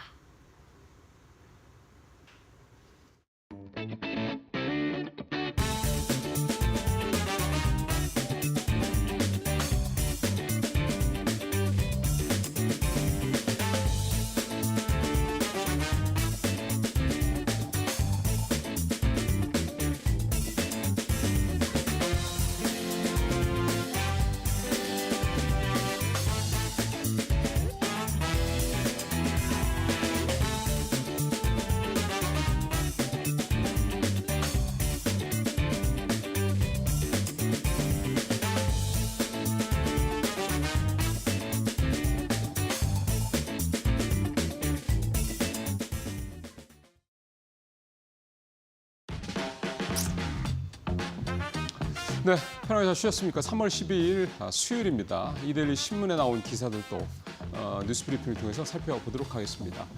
오늘 톱 기사, 세컨 톱 기사인데 정확하게는 글로벌 증시 트럼프의 녹다운, M7 시총 하루세 1,100조 증가. 이게 이제 어제 우리 시간으로는 이제 어제 마감이 됐던 뉴욕 증시 얘기입니다. 물론 오늘도 뉴욕 증시는 또 새벽에 모두 동반 하락하면서 마감이 됐습니다. 새벽에 제가 한 4시 반쯤이었나요? 그때쯤 제가 일어나는데 그때 보니까 나스닥은 플러스더라고요. 그래서 오늘은 혼조세로 좀 마감이 될 모양이다 하는데 이제 출근하는 사이에 또 결국은 이제 종가상으로는 하락을 하면서 동반 3대 지수가 모두 이제 하락하면서 마감이 됐는데 이제 그만큼 결과적으로 이제 그 어느 정도의 반등을 못 견딘다는 얘기는 그만큼 시장의 투자 심리가 좀 좋지 않다 이제 이런 어떤 방증이기도 합니다. 그러니까 결국 지금의 뉴욕 시장 분위기는 뭐 계속해서 얘기가 나옵니다만 투자 심리가 상당히 좀 위축이 돼 가고 있다. 결국 이제 트럼프 관세의 이런 불확실성 문제죠. 제목에서도 이제 트럼프의 녹다운이라는 표현을 썼습니다만 어제 뭐 이 M7 종목들뿐만이 아니라 오늘도 사실 M7 종목들도 여러 종목들 많이 떨어졌고 일부 반등한 종목들도 있긴 합니다만 전체적으로 좀 이 빅테크 종목들에 대한 분위기는 확실하게 좀 가라앉아 가고 있다 이렇게 좀 봐야 될 것 같습니다. 이런 상황에서 빅테크 종목들이든 그렇고 M7 종목 중에라도 뭐 개별적으로 이렇게 상승할 만한 사실 그런 모멘텀을 찾기가 어려울 정도로 뉴욕 시장의 분위기는 기술주들의 분위기는 더더군다나 좀 좋지 않다 이런 얘기가 되는 건데요. 여기 표에 있는 게 이제 시카고 옵션 거래소의 변동지수 보통 우리가 빅스 지수라고 얘기를 하죠. 그래서 빅스 지수가 이제 올라가면 뉴욕 시장에 뭐 어떤 여러 가지 불안감이 좀 고조되는 거다 이렇게 우리가 흔히 알고 있습니다.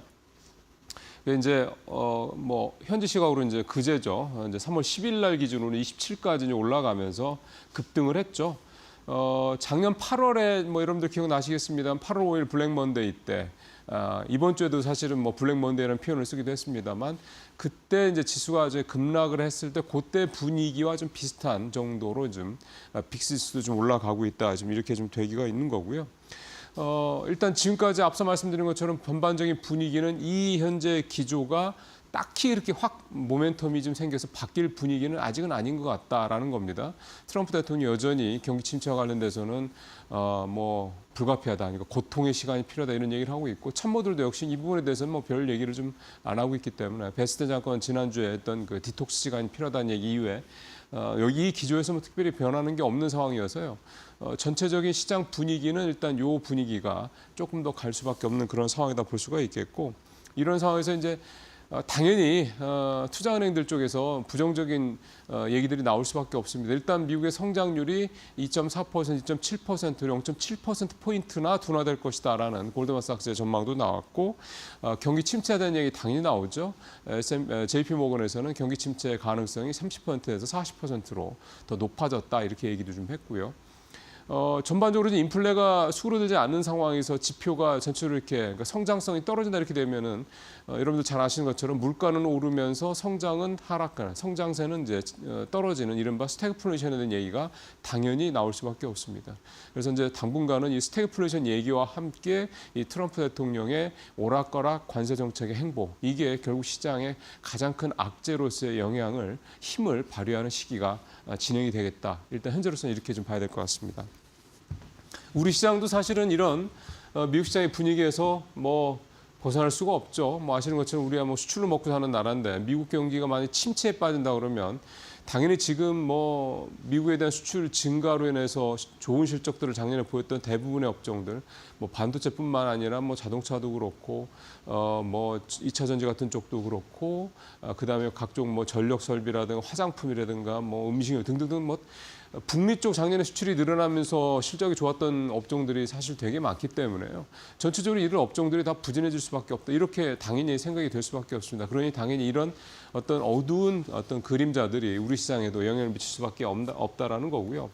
뭐 물론 어제도 그랬습니다. 우리 시장 특히 코스피는 최근에 좀 뭐 떨어지더라도 뭐 보합권 오를 경우에는 조금 더 코스닥보다 더 오르는 견조한 흐름을 좀 보여주고 있습니다. 그러다 보니까 시장의 분위기가 1월달, 2월달 중반까지만 해도 코스닥으로 좀 몰렸던 게 이제 지난달 후반부터 이제 코스피로 소위 말하는 시장의 매기가 좀 더 이전하고 있다 이런 해석들도 좀 나오고 있는 상황인데요.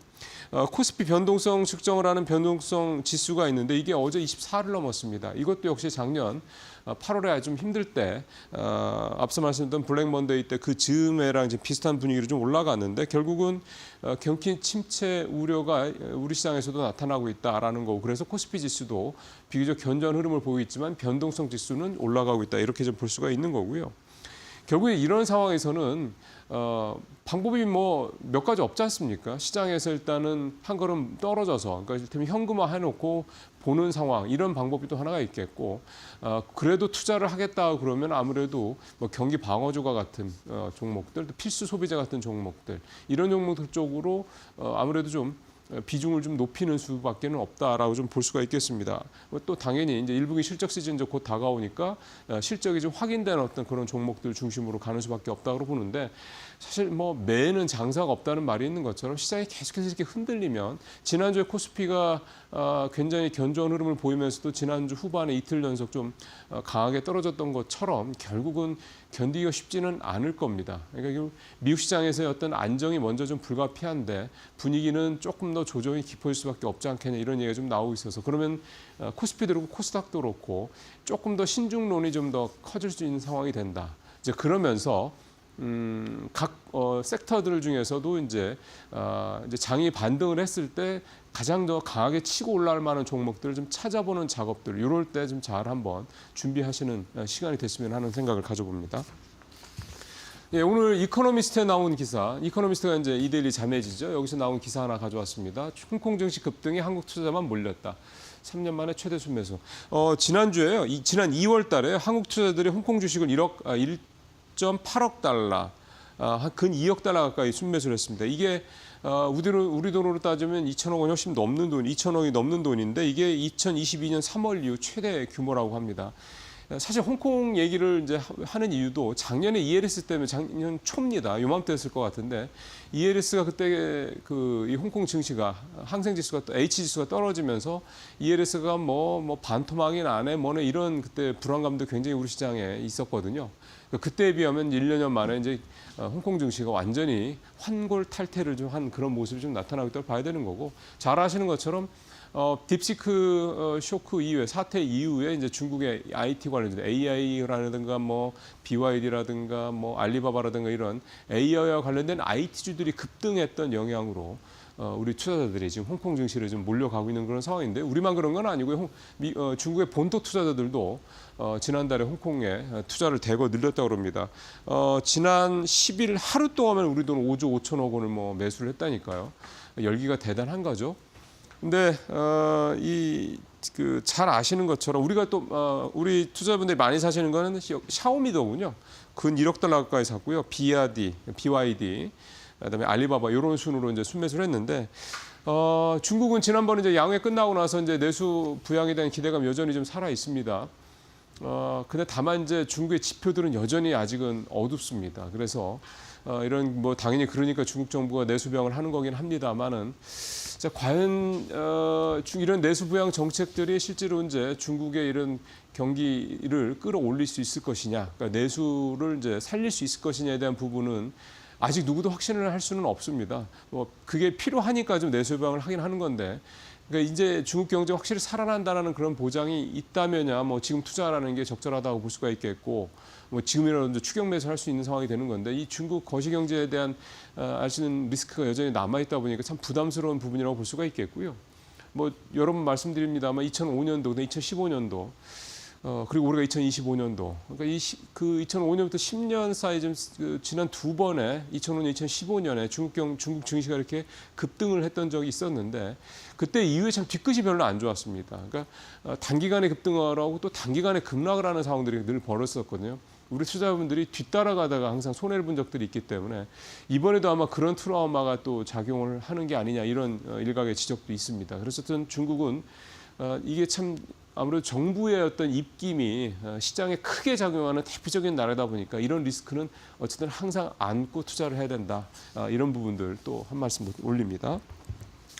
자, 오늘 이데일리 마케팅에 올라온 기사도 하나 가져왔습니다. 이마트하고 홈플러스를 비교한 기사인데요.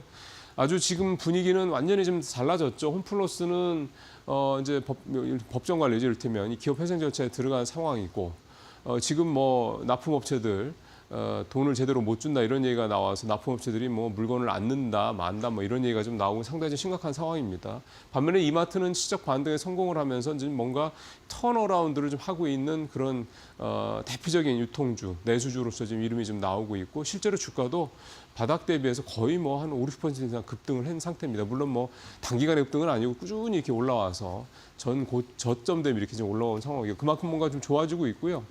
뭐 일부 언론에서는 이제 뭐 정영진이 이제 승부수가 뭐 통하고 있다 등등 이렇게 정 회장에 대한 뭐 그런 얘기들도 뭐 칭찬들도 나오고 있긴 합니다. 이제 냉정하게 좀 보죠. 이마트가 지금 홈플러스와 다른 점은 첫 번째는 일단은 홈플러스가 2015년에 MBK가 인수하고 난 이후에 여기는 뭐랄까요 이제 성장보다는 그냥 현상 유지.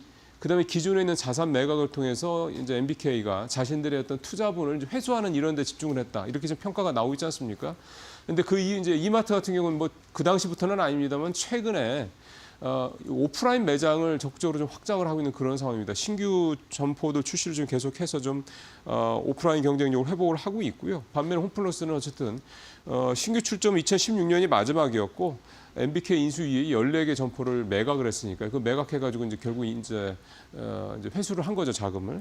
그다음에 사업 포트폴리오도 이마트는 뭐 이마트 24 같은 편의점, 복합 쇼핑몰, 스타필 등등 이게 지금 확장을 하는 그런 상황인 반면에 홈플러스는 온라인 쪽 확장하는 거 외에는 움직이는 게 없습니다. 그러니까 계속해서 뭐 그냥 현상 유지. 근데 현상 유지가 됩니까? 시장이 이렇게 변하는데 어렵죠. 그런 상황이 좀 되고 있는 거고요. 결국 이제 이렇게 본다고 그러면 이마트는 뭔가 이제 오너십을 기반으로 해서 이렇게 적극적인 확장 전략을 펼치고 있는 것도 좀 먹히고 있다 이렇게 좀 볼 수가 있는 거고 그런 것들이 작년에 영업이익이 59%가 늘어난 어떤 그런 모습에서 나타나고 있다 좀 볼 수가 있겠습니다. 자, 이런 상황인데 냉정하게 말씀을 드리면 이마트도 좀 위기에 여전히 있다라는 생각을 해봅니다. 왜냐하면 일단 우리 내수 시장이 워낙 안 좋고요. 이마트가 거의 대부분 내수에서 매출이나 수익을 올리는 그런 상황이기 때문에 이 한정된 비즈니스 구조에서 성장성을 과연 어떻게 담보해낼 것이냐. 결국 이 이마트한테는 가장 큰 숙제가 좀 될 수밖에 없을 것으로 보이고요. 이제 그렇다고 해서 예전처럼 다시 뭐 해외로 진출한다 또 그게 이제 성공한다는 보장도 역시 없는 거기 때문에 이마트가 이제 정영진 체제로 이제 들어와서 본격화되고 있으면서 일단 지금까지는 위기를 어느 정도 좀 탈피하는 모습을 보이고 있긴 합니다만 지금부터 주가를 정말 확실하게 더 끌어올리고 성장을 하기 위해서는 과연 이 정영진 표 성장 전략은 무엇이냐 이 부분이 이제 시장에서 인정을 받는 그런 것들이 나와야 되겠다 이렇게 생각을 좀 해봅니다. 뉴스브리핑 마치겠습니다.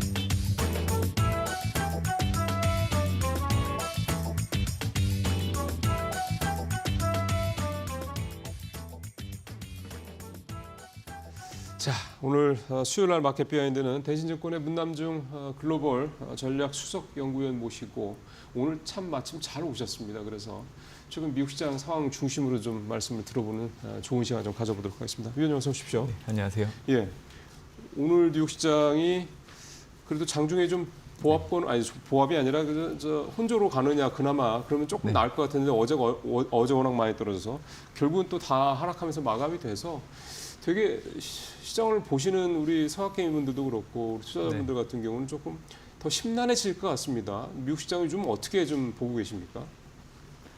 저는 미국 증시 뭐 하락 마감은 했지만 좀 진정되고 있다라는 생각이 좀 들어요.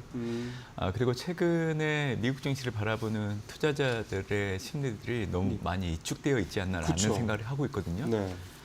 미국 증시의 올해 고점이 2월 19일이었는데 네. 그때 고점을 기준으로 이제 전일 하락했던 것까지 포함을 하면 고점 네. 대비 하락률이 마이너스 9.4% 정도 됩니다. 이게 S&P 500 말씀하시는 거죠? 네. 우리가 보통 10% 안에서 이제 하락하는 걸 보면 이제 보통 조정의 의미 정도로 해석을 하거든요. 그렇죠. 그리고 이제 20%를 넘어가게 된다고 하면 이제 하락장에 진입했다라고 그렇게 해석을 하는데, 하락장은 20%, 네, 10%는 이제 기술적 조정 정도. 네. 사실 이제 저는 지금 미국 증시 흐름은 지난해 8월 국면과 흡사하다라고 생각을 해요. 지난해 8월에도 이제 미국의 경기 침체 분위기가 고조되면서 S&P 500 지수가 고점 대비 하락률이 마이너스 9.7% 정도 했기 때문에 올해 들어서 이제 현재 우리가 경험하고 있는 낙폭을 감안한다라고 하면 이제는 이제 추가적인 하락보다는 이제 저점을 찾는 그 구간에 접어들 여지가 있다라고 생각합니다. 그래서 앞으로 이제 남아있는 이벤트들이 되게 중요할 것 같아요. 어떤 거 보세요? 당장 10일 이제 미국의 2월 소비자 물가 발표될 건데요. 그렇죠. 네. 동계임에도 불구하고 전월 대비 오름폭을 줄여나갈 것으로 예상이 되고 있기 때문에 올해 디스인플레이션 기조가 계속 유지된다라는 인식이 확산된다라고 하면 네. 최근 들어서 이제 연준이 금리 인하 횟수 3번 정도, 그리고 시간이 지날수록 그 시점 자체가 당겨지고 그렇죠. 있거든요. 당겨진다는 얘기 나옵니다. 예, 6월, 7월 그리고 이제 9월 정도까지. 그래서 저는 뭐 10일 발표되는 미국의 2월 소비자 물가 결과 확인하고 나고 그 다음에 이제 예정된 일정들이 17일부터 21일 사이에 이제 엔비디아의 GTC 2025가 열리는데, 사실 지금 미국 증시가 흔들리는 이유들 중에 하나는 AI 붐이 좀 예전보다는 좀 시장에서 관심이 많이 낮아진 부분들도 어느 정도 있죠 했다라고 맞습니다. 생각을 해요. 근데 이제 GTC 2025를 통해서 엔비디아가 블랙엘 기반의 GB300이라는 제품, 그리고 블랙엘 후속 모델 아키텍처 칩이라고 할 수 있는 누빈 칩을 공개할 걸로 좀 보고 있기 때문에 AI 붐이 재확산되는데 또 영향을 줄 수 있다고 생각합니다. 그리고 또 현지 시간으로 18일, 19일 또 3월 FMC 예정되어 있잖아요. 예. 트럼프가 취임하고 나서 첫 열리는 FMC이기 때문에 의미가 상당히 큽니다. 특히 수정 경제 전망이 발표가 되는데 만약에 연준이 올해 생각하고 있는 최종 정책금리의 중위값 그리고 레인지의 하단이 기존보다 하향 조정될 경우에는 올해 연준이 시장 예상보다 금리 인하 폭을 그렇죠. 조금 더 높여갈 여지가 있다라고 보고 있기 때문에 시장은 긍정적으로 해석할 수 있다라고 보고 있습니다. 그리고 마지막으로는 트럼프의 관세부과 관련해서 가장 중요한 이벤트가 될 걸로 좀 보고 있어요. 빠르면 3월 말 발표되는 미국 무역대표부 그리고 상무부의 교육국 상대로 한 불공정 무역 가능 여부, 그리고 트럼프 1기 행정부 때 중국이 1단계 무역 합의 여부를 이행했는지 여부를 확인하고 결과를 발표하게 되기 때문에 저는 이걸 중요하게 보는 이유가 트럼프 2기 행정부의 관세 정책의 가이드라인이 될 걸로 좀 보고 있기 때문에 사실 트럼프 관세 부과가 앞으로 계속 될 겁니다. 이미 트럼프가 당선되기 이전부터 얘기했던 거거든요. 그렇죠. 네. 새로운 건 아니에요. 그래서 저는 불확실성 해소로 시장이 해석할 여지가 있다라고 보고 있기 때문에 제가 지금 얘기해드렸던 그 일련의 이벤트들을 거치면서 미국 증시는 실망보다는 안도 그리고 저점을 찾으면서 반등을 도모하려고 하는 모습을 좀 보이고 있을 걸로 보고 있기 때문에 아마 이번 달 놓고 온다고 하면 이번 주간이 미국 증시가 가장 큰 낙폭을 보였던 주간이라고 생각을 하고 있고 아마 다음 주부터는 안정을 되찾아갈 여지가 있다라고 생각을 하고 있기 때문에 일부에서 너무 미국 증시를 비관적으로 얘기하시는 분들이 점점 많아지는 것 같은데 좀 휘둘리지 않으셨으면 좋겠다 생각을 해요. 예.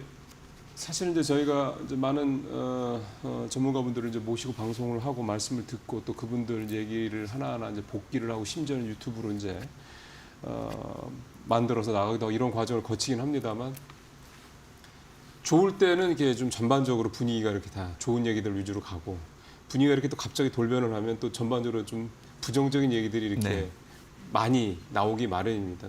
요즘 사실은 이제 문 의원님은 그동안에도 계속 뭐 저하고도 이제 이 시간에 방송하시면서도 계속해서 이제 미국 증시가 좋을 때나 조금 부진할 때나 늘 긍정적인 좀 좋은 낙관론을 말씀하셨던 부분이어서 오늘 마침 이데일리 신문에도 이제 증권면에 이제 문 의원님 인터뷰 기사가 났는데 S&P 500 관련해서 연말에 6,600까지 갈 것이다. 그렇게 또 전망도 하시는 말씀이 있었고요. 네. 그럼 말씀 나온 김에 이데일리 신문에 나온 얘기 아마 이데일리 신문을 이제 또 찾아보실 분들도 계실 것 같기 때문에 대략적으로 인터뷰했던 내용을 좀 요약을 해주시면 어떤 내용들을 인터뷰에서 말씀을 하신 거예요? 지금 미국 증시 불안의 원인들을 찾아본다고 하면 결국 미국 경제의 성장 둔화에서 시작됐다라고 보고 있거든요. 그렇죠. 근데 지금 뭐 심리 지표나 실물 지표를 확인을 해봐도 미국이 경기 침체에 들어갈 징후는 아직까지는 없습니다. 대표적으로 월간 지표 중에 ISM 서비스업 지수가 그쵸. 있는데 네네. 올해 2월 기준으로 53.5. 음. 그러니까 경기 확장 국면에 놓여 있죠. 그렇죠. 미국은 팬데믹 이후에 미국 경제를 견인했던 부분이 서비스업입니다. 그래서 네네네, 서비스업이 맞습니다. 확장 국면에 놓여 있다라고 하면 문제가 되지 않다라고 해석하시면 좋을 것 같고요. 팬데믹 이후에는 사실 제조업 경기가 상당히 부진했었지만 ISM 제조업 경기와 관련된 지수를 놓고 본다고 하더라도 지난해 10월 달 저점을 형성하고 매달 회복되고 있는 양상이기 때문에 사실 이 제조업 지수 그리고 서비스업 지수를 놓고 본다고 하더라도 미국 경제의 견고함은 앞으로도 유지될 여지가 있다고 생각합니다. 그리고 예. 우리가 보통 한 국가의 성장을 논할 때 잠재 성장률과 실제 그렇죠. 성장률을 가지고 그렇죠. 비교를 하는데요. 네. 미국은 2022년 1분기 때 역상장을 했고요. 네. 2022년 2분기 이후 그리고 지난해 4분기 때까지 전분기 대비 연율로 놓고 봤을 때 분기별로 실질 GDP가 2.7% 성장을 해왔습니다. 대단합니다, 예, 진짜. 그리고 예. 미국의 잠재 성장률을 추정하고 있는 기간마다 약간 차이는 있지만 1.8% 전후를 염두에 둔다라고 그렇죠. 하면 잠재 성장률을 실질 성장률이 0.9%포인트 정도 상회를 하고 있기 때문에 미국 경제의 견고함이 여전히 유지되고 있다라고 얘기해드리고 싶고요. 특히 미국의 경기 순환 관련해서는 NBER 전미경제연구소 경기순환 판정위원회가 공식적으로 표명을 하고 있는데 올해 2월 기준으로 미국 경기 확장이 58개월째 진행되고 있다라고 보시면 될 것 거의 같고요. 5년이란 말이에요. 네네. 예, 대단한 거네요. 네, 그리고 이제 미국 경기 침체를 좀 빠르게 좀 선별할 수 있는 지표가 실업률을 가지고 이제 경기 침체를 네. 논하는 사메 법칙입니다. 네. 근데 사메 법칙 역시 올해 2월 기준으로 인계치 0.5%를 크게 하회하는 이 0.27% 정도 있기 때문에 아직은 미국이 경기 침체 징후는 없다라고 그렇게 얘기해드리고 싶습니다. 그래서 앞으로 미국 증시가 올라간다라고 하면 경기 그리고 또 하나 보실 게 실적인데요. S&P 500 지수의 EPS 증가율을 놓고 본다고 하면 네. 지난해 같은 경우에는 연간으로 10.2% 증가를 했고요. 올해 같은 경우에는 전년과 비교했을 때 12.1% 증가할 걸로 좀 보고 있기 때문에 2%포인트 이상 더 올라가네요. 네, 그리고 이제 섹터별로 놓고 본다고 하더라도 IT, 헬스케어, 산업재, 커뮤니케이션이 S&P 500 지수 평균보다는 상회하는 섹터이기 때문에 이 기업 실적을 감안한다라고 본다고 하면 올해 그 미국의 주요 IB 26개 기관들이 S&P 500 지수의 목표치를 6,508포인트 정도 제시를 하고 있거든요. 예. 전년과 비교를 해보면 실적은 12.7% 개선되고 PER은 2.7% 낮아질 걸 염두에 두고 있는 상황이기 때문에 지금 당장은 미국 증시가 좋게 보이진 않는다고 하더라도 그렇죠. 올해 하반기 정도 된다라고 하면 S&P 500 지수가 6,500에서 6,600 정도까지는 충분히 올라갈 여지는 있다라고 그렇게 해석을 하고 있습니다. 예.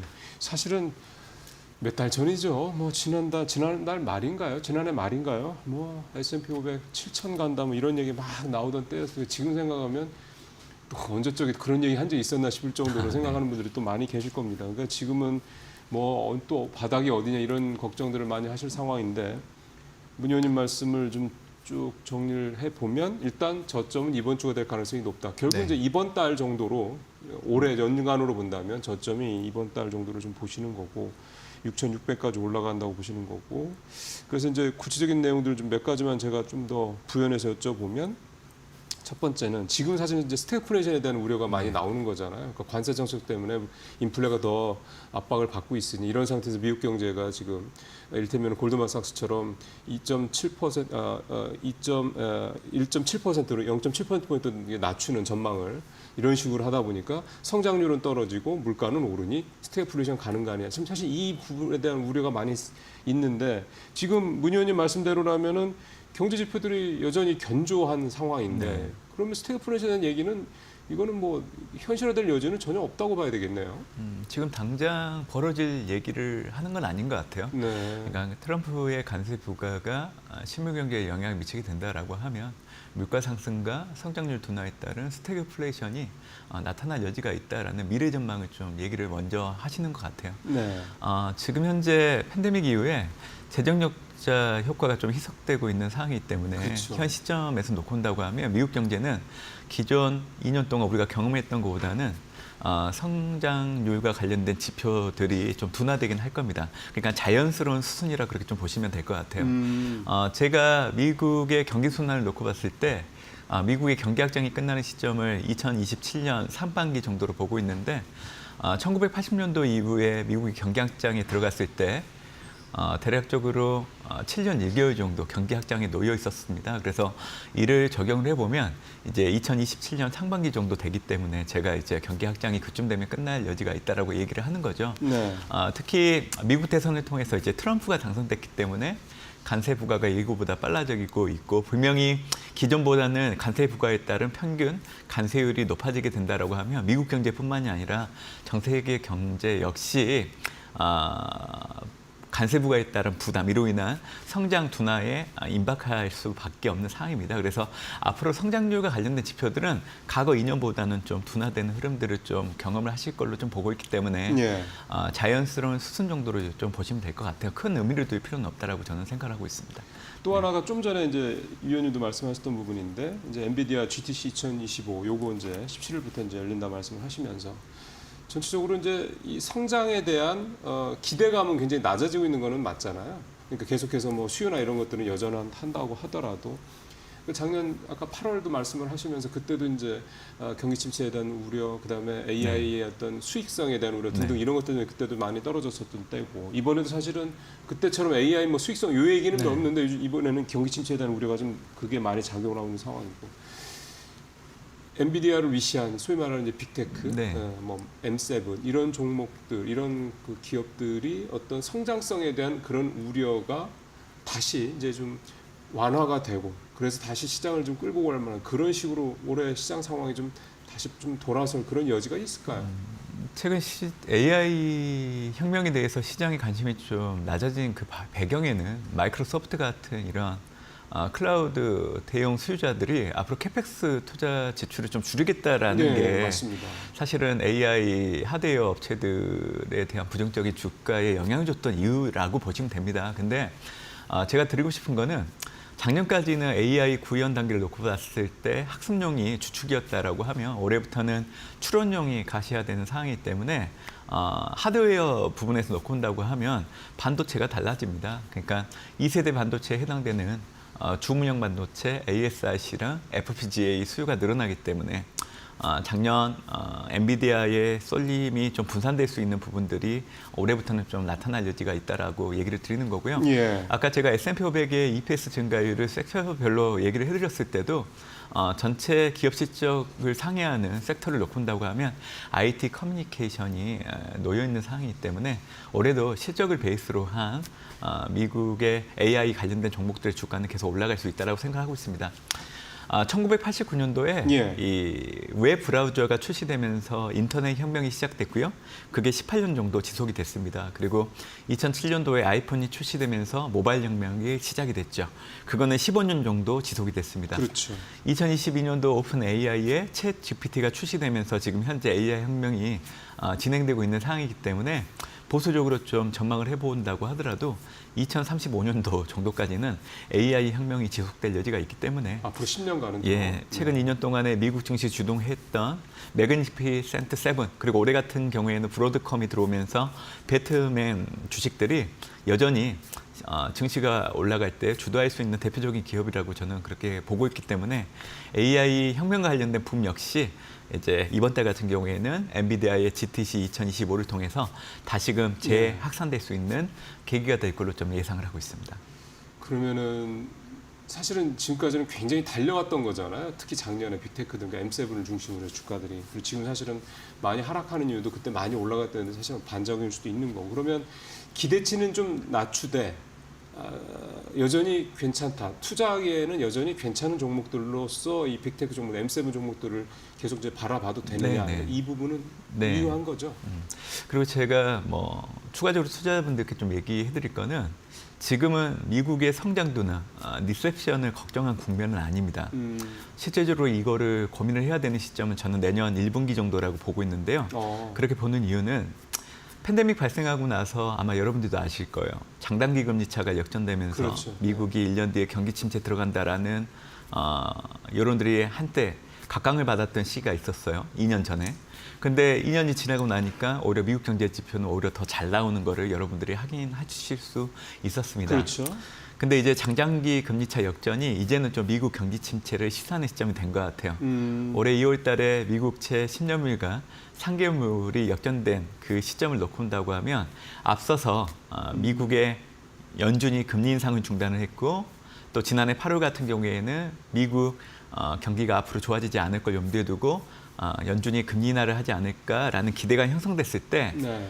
팬데믹 이후에 역전됐던 장단기 금리차들이 정상화되는 것들이 나타났고요. 그렇죠. 9월 달에 이제 연준이 바로 금리 인하를 단행했습니다. 그래서 올해 2월 달에 10년물과 3개월물 금리 역전이 일어난 걸 놓고 온다고 하면 앞으로 1년 뒤 아마 내년 1분기 정도 될 걸로 좀 보고 네. 있는데 미국이 경기 침체에 들어간다라는 얘기를 하는 건 아니에요. 미국이 경기 침체에 들어갈 확률이 커질 수 있는 여론들이 내년 1분기 네. 때 불거질 여지가 있기 때문에 내년 같은 경우에는 미국 증시가 추세적으로 좀 전환할 수 있는 확률이 커지는 시점으로 보고 있어요. 그리고 네, 네. 트럼프 집권 2기에 해당되는 시기, 특히 중간 선거가 11월에 있는 해에는 과거에도 미국 증시가 별로 좋지가 않았거든요. 그래서 미국의 성장도나 리셉션과 관련된 우려들이 실질적으로 미국 증시의 추세 전환으로 네. 옮겨갈 수 있는 시점은 내년 정도 염두에 두실 필요가 있기 때문에 올해 연말까지는 그래도 미국을 최우선 투자 국가로 보시는 게 맞다라고 저는 생각을 하고 있습니다. 예. 연말까지는 어쨌든 올해는 역시 미국이다 여전히 좀 말씀해 주셨고 마지막으로 시간이 한 2분 정도 남아서요. 셧다운 얘기는 그래도 좀 질문을 좀 해야 될 것 같아요. 이게 이제 임박했기 때문에 지금 그 오늘 나온 기사를 보니까 미국 하원에서 그 공화당 쪽에서 이 셧다운 이 부분을 피하기 위한 어떤 그런 법안이 이제 임시 방편 법안이 하원을 통과한 거로 좀 나오는데 뭐 이제 민주당이 받으면 이제 통과가 되는 거예요. 그럼 이제 상원 올라가면 해결이 될 텐데 이 셧다운 문제도 이거는 그러면은 시장을 뭐 되게 뒤흔들거나 이럴 만한 이슈로까지는 안 봐도 되는 겁니까? 과거에도 이 예산안과 관련된 양당 간의 합의가 이루어지는 과정들을 놓고 온다고 하면 네. 거의 막판 협상하는 형태로 갔기 때문에 이게 이제 도래되는 시점마다 이게 사실 좀 시장을 부정적으로 보시는 분들 입장에서는 이게 리스크로 작용하지 맞아요. 않을까라고 그렇게들 보시죠. 항상 그렇게 하지만 네. 항상 막판 타결을 통해서 연장을 하는 걸 항상 보실 수 있었습니다. 그렇기 때문에 저는 크게 문제가 되는 요인들은 아니라고 생각을 하고 있고요. 네. 오히려 제가 얘기해드렸던 올해 남아있는 이벤트 있죠. 근데 예. 2월 소비자 물가 그리고 GTC 2025 그리고 예. 3월 FMC 그리고 올해 마지막 주에 있는 빠르면 발표될 미국 무역대표부와 상무부의 결과 발표가 상당히 중요하다라고 생각을 하고 있기 때문에 오히려 얘기해드렸던 4가지 이벤트를 더 중점을 두시는 게 좋지 않을까 생각을 하고 있습니다. 예. 우리 시장 그러면 네. 이 미국 시장이 이렇게 간다고 네. 했을 때 우리 시장도 그럼 마찬가지로 지금의 어떤 부분을 저점 정도라고 생각을 하고 이제 어떤 그런 부분으로 투자 전략을 좀 짜도 되겠습니까?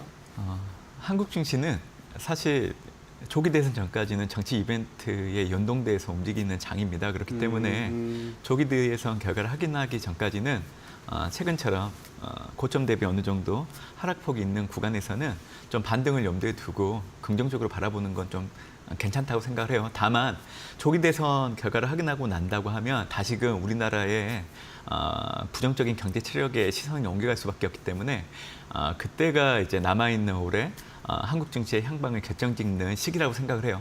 지금은 전적으로 정치 이벤트에 연동되는 거라는 거를 좀 염두에 두시면서 투자를 하시면 좋지 않을까 생각하고 있습니다. 예, 참 오히려 이제 정치적 불확실성이 좀 해소가 되면 또 시장에 좀 더 뭔가 긍정적인 신호가 올 수 있지 않겠냐 기대하는데 사실 그때 되면 이제 어떻게 보면 이제 대선 과정을 통해서 우리의 어떤 치부 이런 것들, 우리 경제 치부나 이런 것들이 또 드러날 수가 있는 거니까 그런 부분들도 또 역시 염두에 좀 두어야 되는 그런 상황이군요. 알겠습니다. 오늘 대신증권 문남중 위원과 함께 글로벌 증시 중심으로 좀 살펴봤습니다. 말씀 잘 들었습니다. 감사합니다. 네, 잠시 마켓 나고 1부에서 또 오늘 우리 시장, 또 미국 시장이 또 오늘 또 떨어져서 좀 부담스럽긴 한 상황이긴 합니다만 또 어제처럼 또 그런 후반으로 갈수록 좀 견조한 모습을 보여주지 기대하면서 잠시 후에 또 투자 전략 짜보도록 하겠습니다. 잠시 후에 뵙겠습니다.